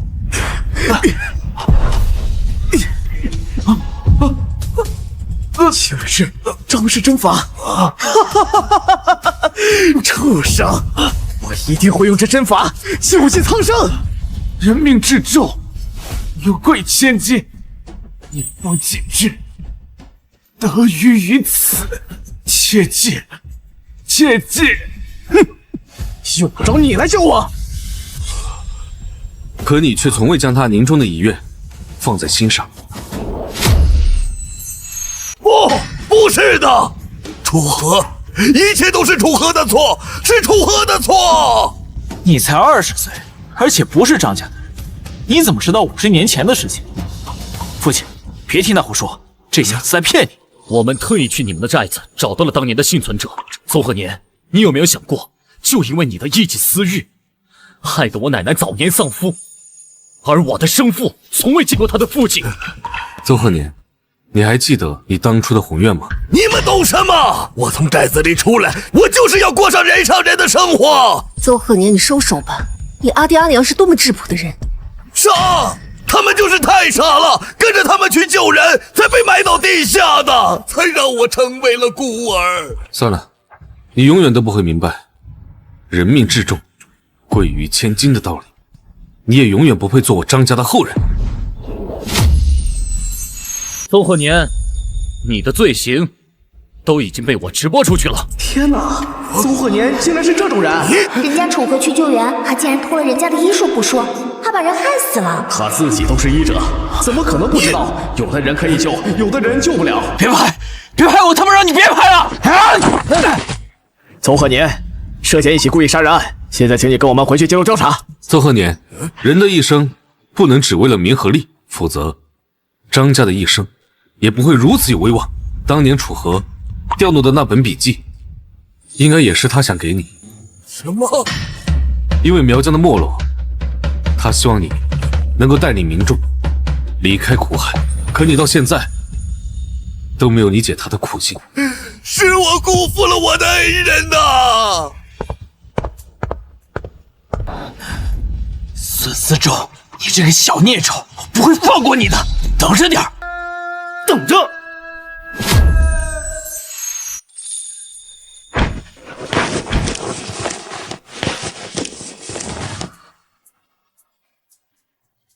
杨阔，今天起你要跟你曾祖好好学学医术啊！放心吧，奶奶，我答应老祖宗要好好学习医术，到时候这年轻人的第一头衔可就归我了。就怕你学习劲儿过了，又不学无术了。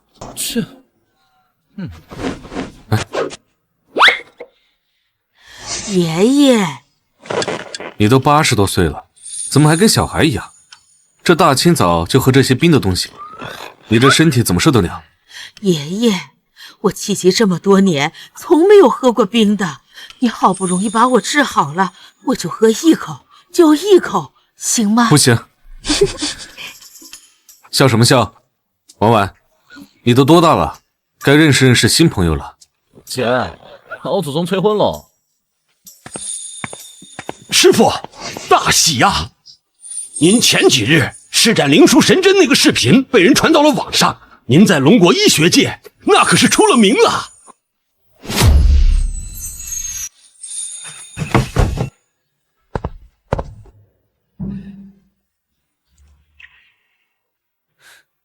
今天的拍卖会是由国医馆举行，邀请了不少医学专家。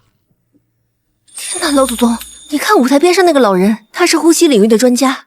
之前奶奶气急犯了，他还说奶奶活不过60呢。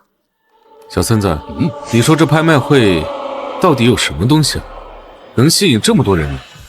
为了恭迎师傅回归，我们几个老家伙特意准备了几张师傅所写的药方拍卖。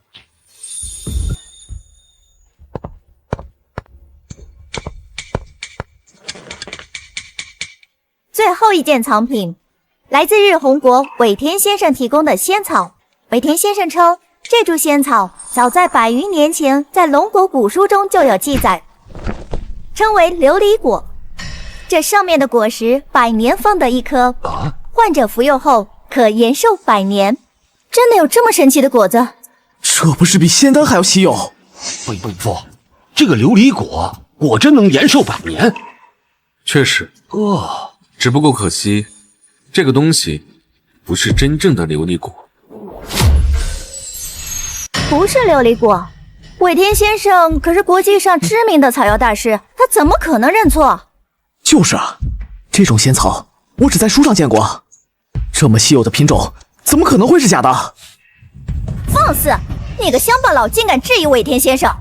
诸位，他只不过是我父亲在乡下养的私生子罢了，没见过什么世面，不要听他胡说八道。你个乡巴佬，懂什么是琉璃果吧？跟着赤脚大夫学过几年医术，真给自己当神医啦！起拍价1个亿。且慢，你究竟是什么人？为什么屡次阻挠拍卖？我想起来了，他就是那个网红大夫，诊断出李老得的并非是癌症，一手针灸术治好了李老多年来的旧疾。没错，还请诸位听孙先生一言。我看你们龙国大夫名不副实，竟然连琉璃果都不认得。诸位，这琉璃果100年结1次果，且药效为13天，不要被这个骗子耽误时间。我出5个亿。他是首富霍家霍震霆，听闻霍老爷子得了重病，想来这是为了霍老爷子拍下的琉璃果。天哪，5个亿啊！不过5个亿买霍家老爷子的命也是值了。我说不能拍。我对先生早有耳闻，本想请先生为我祖父诊脉，此次琉璃果机会难得，还请先生莫要阻拦。你是霍行舟的孙子？您认识我爷爷？你爷爷今日是否突发恶疾？五脏六腑呈衰败之象，就连医生都指不出来他这病到底从何而来，只能说寿元将尽，已无力回天。你怎么知道？那你就更拍不了这果子了。为什么？还请先生明示。因为80年前，你爷爷已经误服过一次琉璃果。什么？台上此物酷似琉璃果，实则它是与琉璃果相伴而生的水晶醉。它会在琉璃果结果之前，先一步开出花，结出果，然后再吸食琉璃果中的杂质。哼，可笑，古书中从未有过记载。孙思仲，我看你是在这胡说八道。你知不知道山外有山，人外有人的道理？我以尾田家族的荣耀发誓，这就是琉璃果。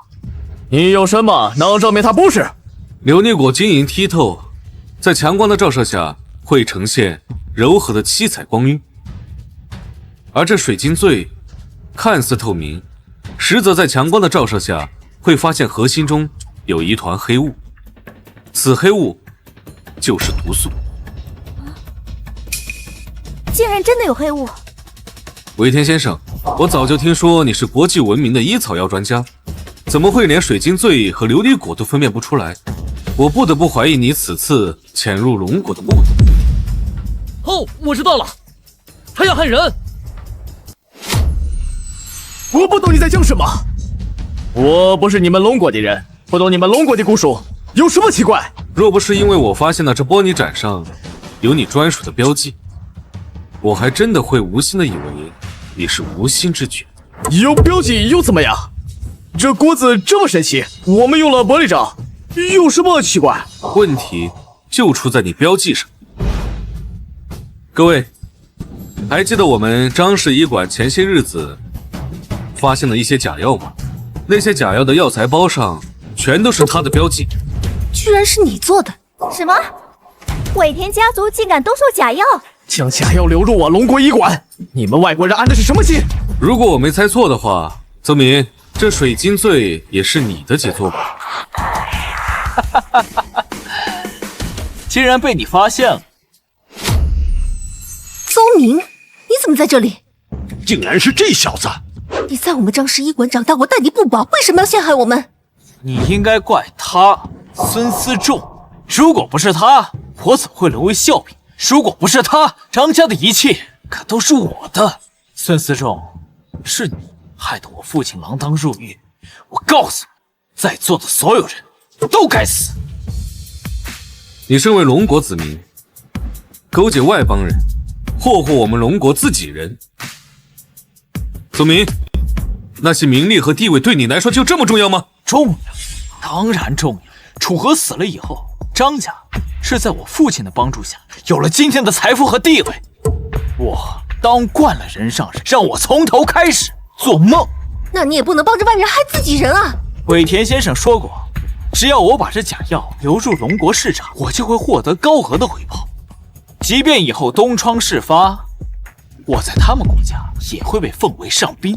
宗明，清醒一点，他们都是在骗你。我倒是消巧了你们龙国的医者，小子，你医术了得，洞察力极强，可否愿与我们效力？我们龙国人自有傲骨，今日已落在我们手上，我倒要看看你们的国君还有什么话可说。更何况是他先破坏和平，也是他先行不义之举。臭小子，不要敬酒不吃吃罚酒，看中你是你的福气，乖乖听我们的话，为我们效力。你们这群手无缚鸡之力的医者，等不住我！你不会真的以为我们龙国的点穴是假的吧？老祖宗好厉害，这招我也要学。师傅，你放心，我已经报警了。今天我就要跟你们算算账。天空，开始直播。100年前你对我们做过的罪恶，说我们没有证据，今日就让全世界都看看你们的恶行。怎么回事？这不是国医堂组织的慈善拍卖会？那不是草药学专家尾田先生？你怎么敢？泽明，我调查过你，你的父亲为了名利和地位，只愿意给大人物看病，可在早年间，他也和我们龙国的医师一样，有一颗悬壶救世之心。如果让他知道你结合外邦去祸害我们龙国人，他对你该有多失望。我告诉你，你最好放我们离开。我和尾田先生可都是专家，他们绝不会让我们被抓的。还有，你少拿老爷子吓唬我，我不怕。你们外国人，你们不敢动我！以你代友邦，以我为家园，这就是我龙国的态度。没错，你们猜我为什么要带着这个草药来你们龙国？现在就让你们尝尝见识！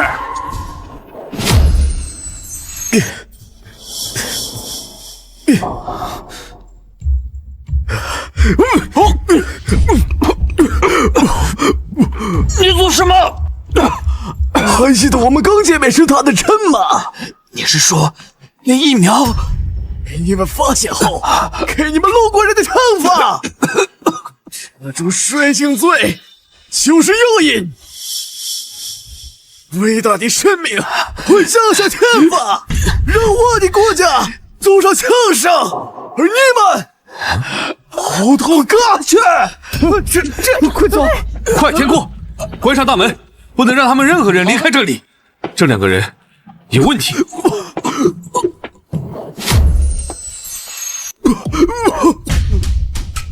孙思仲，你疯了！这人在胡说八道，你也信？快放我们离开！都已经这么晚了，能有什么事儿？爷爷，现在该怎么办？我们先在这里隔离7天，如果到时候没有任何症状，我们再解除隔离，自行离开。孙思仲，在座的可都是出了名的大夫，谁要是有事还不能自己抓药？就是因为你我皆为医者，我们才不能做如此没人性的事。诸位，我们这一生都在为生命求安康，为国家奉献的一切，也不止参加过一次就此负伤。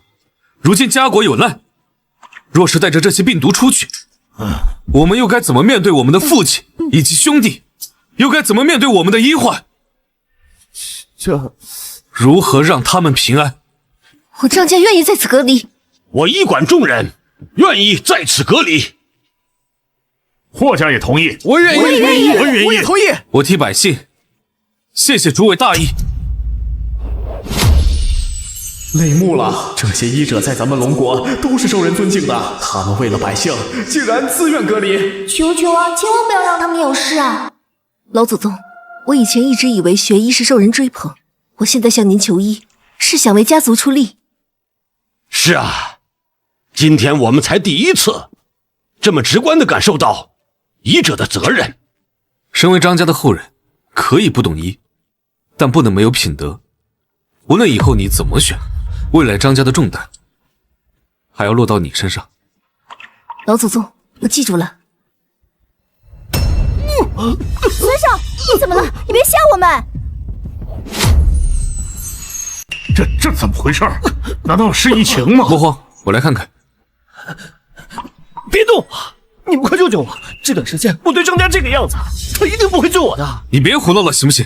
我是医生，不会行龌龊之事。老祖宗，这个坏种还有救吗？他的症状较轻，脉象虚浮，咳嗽不止，真是瘟疫。那我们岂不是都要遭殃？所有医者，你们现在就近治疗你们的伤患，没有行过医的人，请麻烦帮忙建立一下隔离区。有一场硬仗要打了。你跟着我干什么？我……行了，你不用跟着我了。你年轻一代第一人的称号，我是不会跟你抢的。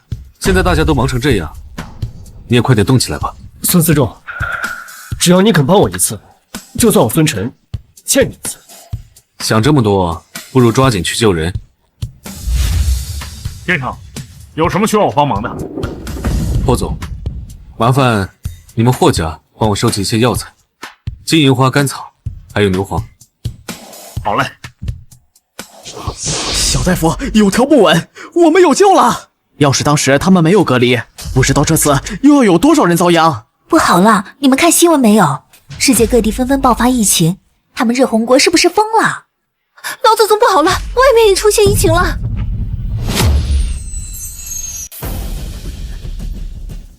老祖宗，他这怎么了？这是急性休克。婉婉，快去拿银针来。好。哎，等等。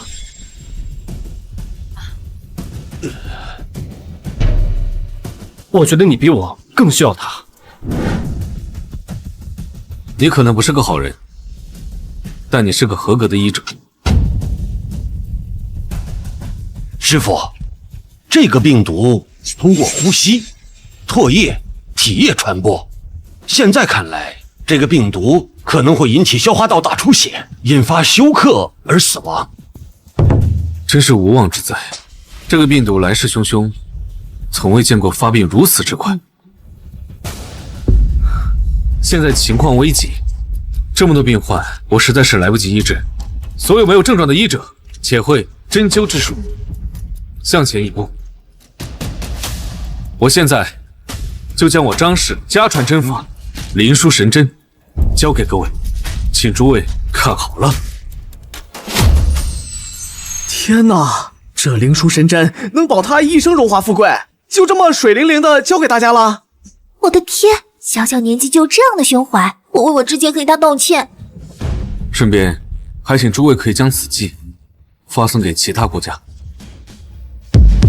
百姓们无错，我们不能让他们陷入病痛的折磨。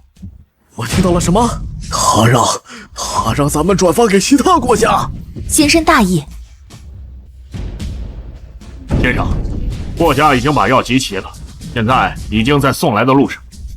好，麻烦了。啊，但是先生，恕我直言，有几味药毒性比较大，先生您……张家先祖，弟子不才，秉承先祖遗志，悬壶救世，救济苍生。今家国有难，弟子愿以身试药，还望先祖保佑世人度过此劫。老祖宗，霍家的药到了。好，你把每一味药材都提样出来一份，不用全部搬过来。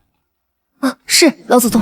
师傅，我按照您教我的按摩手法，几个症状比较轻的患者都不再呕吐了。等一会儿我就跟楚小姐去搬药材。好，小孙子，哎，我有些事情想跟你交代一下。如果我不在了，张家就都靠你了。天阔现在有心学医，你这里已得我5份真传，就拜托你替我教教他。师傅，你别说胡话了，你如今才20岁，你还能陪我们好多年呢。这，你别吓我呀！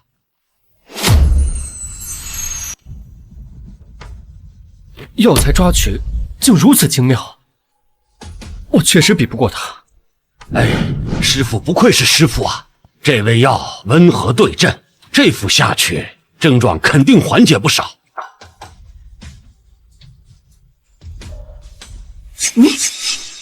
你竟然要用这虎狼之药？这个斑毛，如果剂量用不好，那真要出人命啊！你这……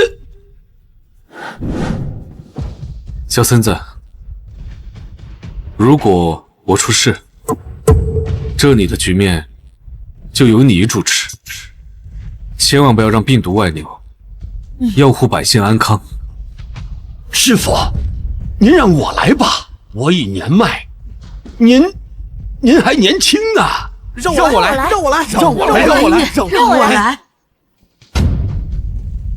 诸位，多谢，今日之事，还是我亲自来吧。此药需要我亲身感受，才能定准剂量。若能为百姓献出我的性命，我张思仲不枉此生。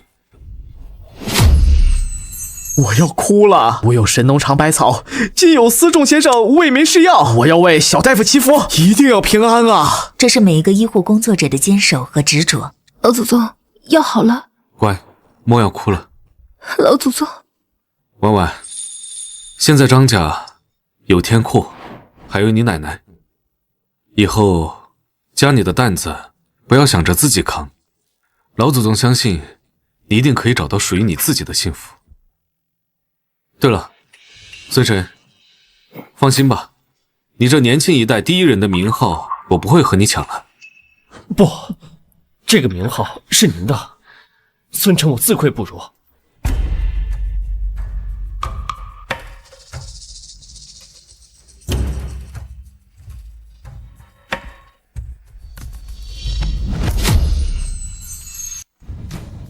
师傅，小孙。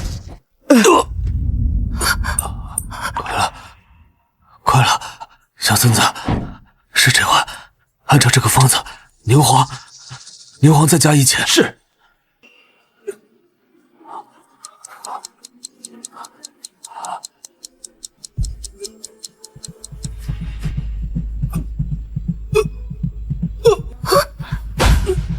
小神医，救救他！快救救他！有没有人救救他？不要死，不要死，坚持住啊！这是小神医孙思仲亲自试过的药，我遵从先生的心愿，将公布药方。牛黄4钱，甘草1钱，斑毛2两。是先生亲身试的药，先生还要救济万民，绝不藏私。宗娘，我都错了。张思仲的竟然真的能为百姓做到如此，我真的错了吗？报告，我要申请，我是苗疆古树传人，兴许我能救他。真的吗？快！先生，按您的药方，病患皆已好转，您就醒醒吧。爷爷，老祖宗，我终于明白医者的使命，求您醒过来吧，求您了。张先生不愧是一代国医，我对不起你们。喂，爷爷，好，我知道了，是我爷爷的电话。他说他曾服食琉璃果，他的血兴许有用，已经在送过来的路上了。我也从来没有遇到过这种情况，我主攻的也是疗养，但解毒……让老夫来。你要干什么？不要碰我老祖宗！我是恨你们张家不错，可我也是一名医者，能为万民施药又从不藏私之人，我敬重他。你，楚小姐，就让他试试吧，这也是最后的机会了。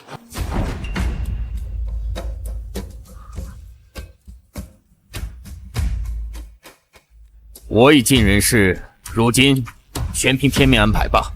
等一个奇迹！上天不会薄待大义之人。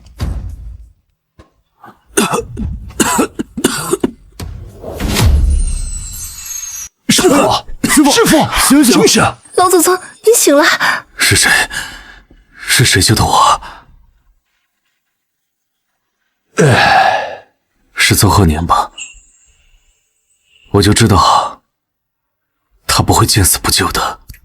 你知道？每一个医者，在面对生死存亡之际，都会放下自己心中的恨的。尽管他恨我们张家，恨当年楚河没有能力救下他的父母。来的路上，我一直在想，邹老的儿子因你丧命，他又因你进监狱失去了所有，但他却始终不能像你这般舍生取义，为万人施药。不，他能。纵然他心中有恨，可当年他捡到楚河那本日记时，他想的也是让这个世界上不会再有像他一样被迫失去父母的孩子。只可惜红尘炼心，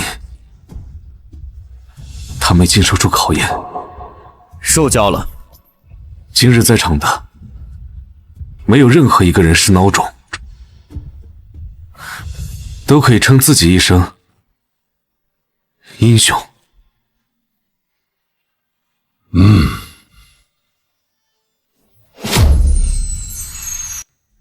这也是楚河的期望吧。去吧。大家都散了，说不定还有民众仰仗大家的帮助呢。那先生，我们先走了。我爷爷说对您甚是挂念，等您恢复了，一定要找他下棋。这个臭棋篓子没有一次赢过我。等过2天，我再去好好教训他。那我霍家恭候您大驾。哎，对了，小森呢？你去跟那个国医堂聊一聊，看看他能不能把邹鹤年当成御医，让他将功赎罪。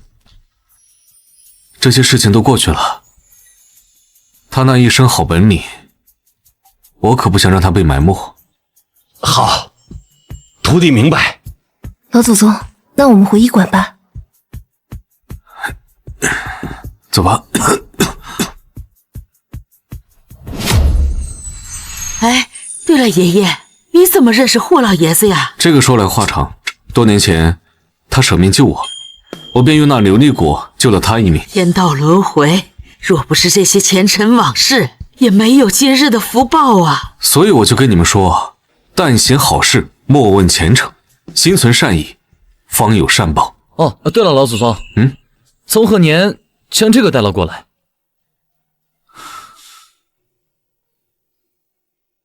我终于有时间去看这本笔记，也终于明白龙国的每一个医者都要背诵大医精诚。原来我早在追名逐利中迷失了自己，我不配拥有这本笔记，将它留给张氏后人，希望都以我为戒，不要再重蹈覆辙了。天空，这个是你爷爷的笔记，也算是得了我的真传。你回去好好把这病例给我看好，以后张家的重担交弄到你身上。宗祖，看笔记哪有您亲自指导来的快啊？我可没有功夫亲自指导你。现在全国呀，还有很多人饱受病痛折磨，我准备休整2天，去全国巡游了。啊！您不在，我都没劲了。不积跬步，无以至千里；不积小流，无以成江海。静下心来，好好学吧。众所周知，司仲先生以身试药，解决了这次的世界病毒。我想请问司仲先生，是什么支撑您坚持试药的呢？我张氏医馆的祖先，同样是因为试药而离世的，是他们让后人始终铭记，患者的性命重于泰山。修行医术是一条十分漫长的道路，这不仅考验着每一位医者的耐心，更是让他们逐渐对生命的敬重。坚持在病痛面前，生命脆弱且渺小，每一个医者每一天都在与死神战斗，而每一个人的医护工作都值得被尊重。我们念过西格拉雅的誓言，读过大医精诚，他们的每一个字都让我们坚定治人必有必然的信念。我想每一个工作者无论遇到什么样的事情，一定会做出与我一样的决定。他们也都明白一个道理，人命之重，有贵千金，一封寄之，得遇于此。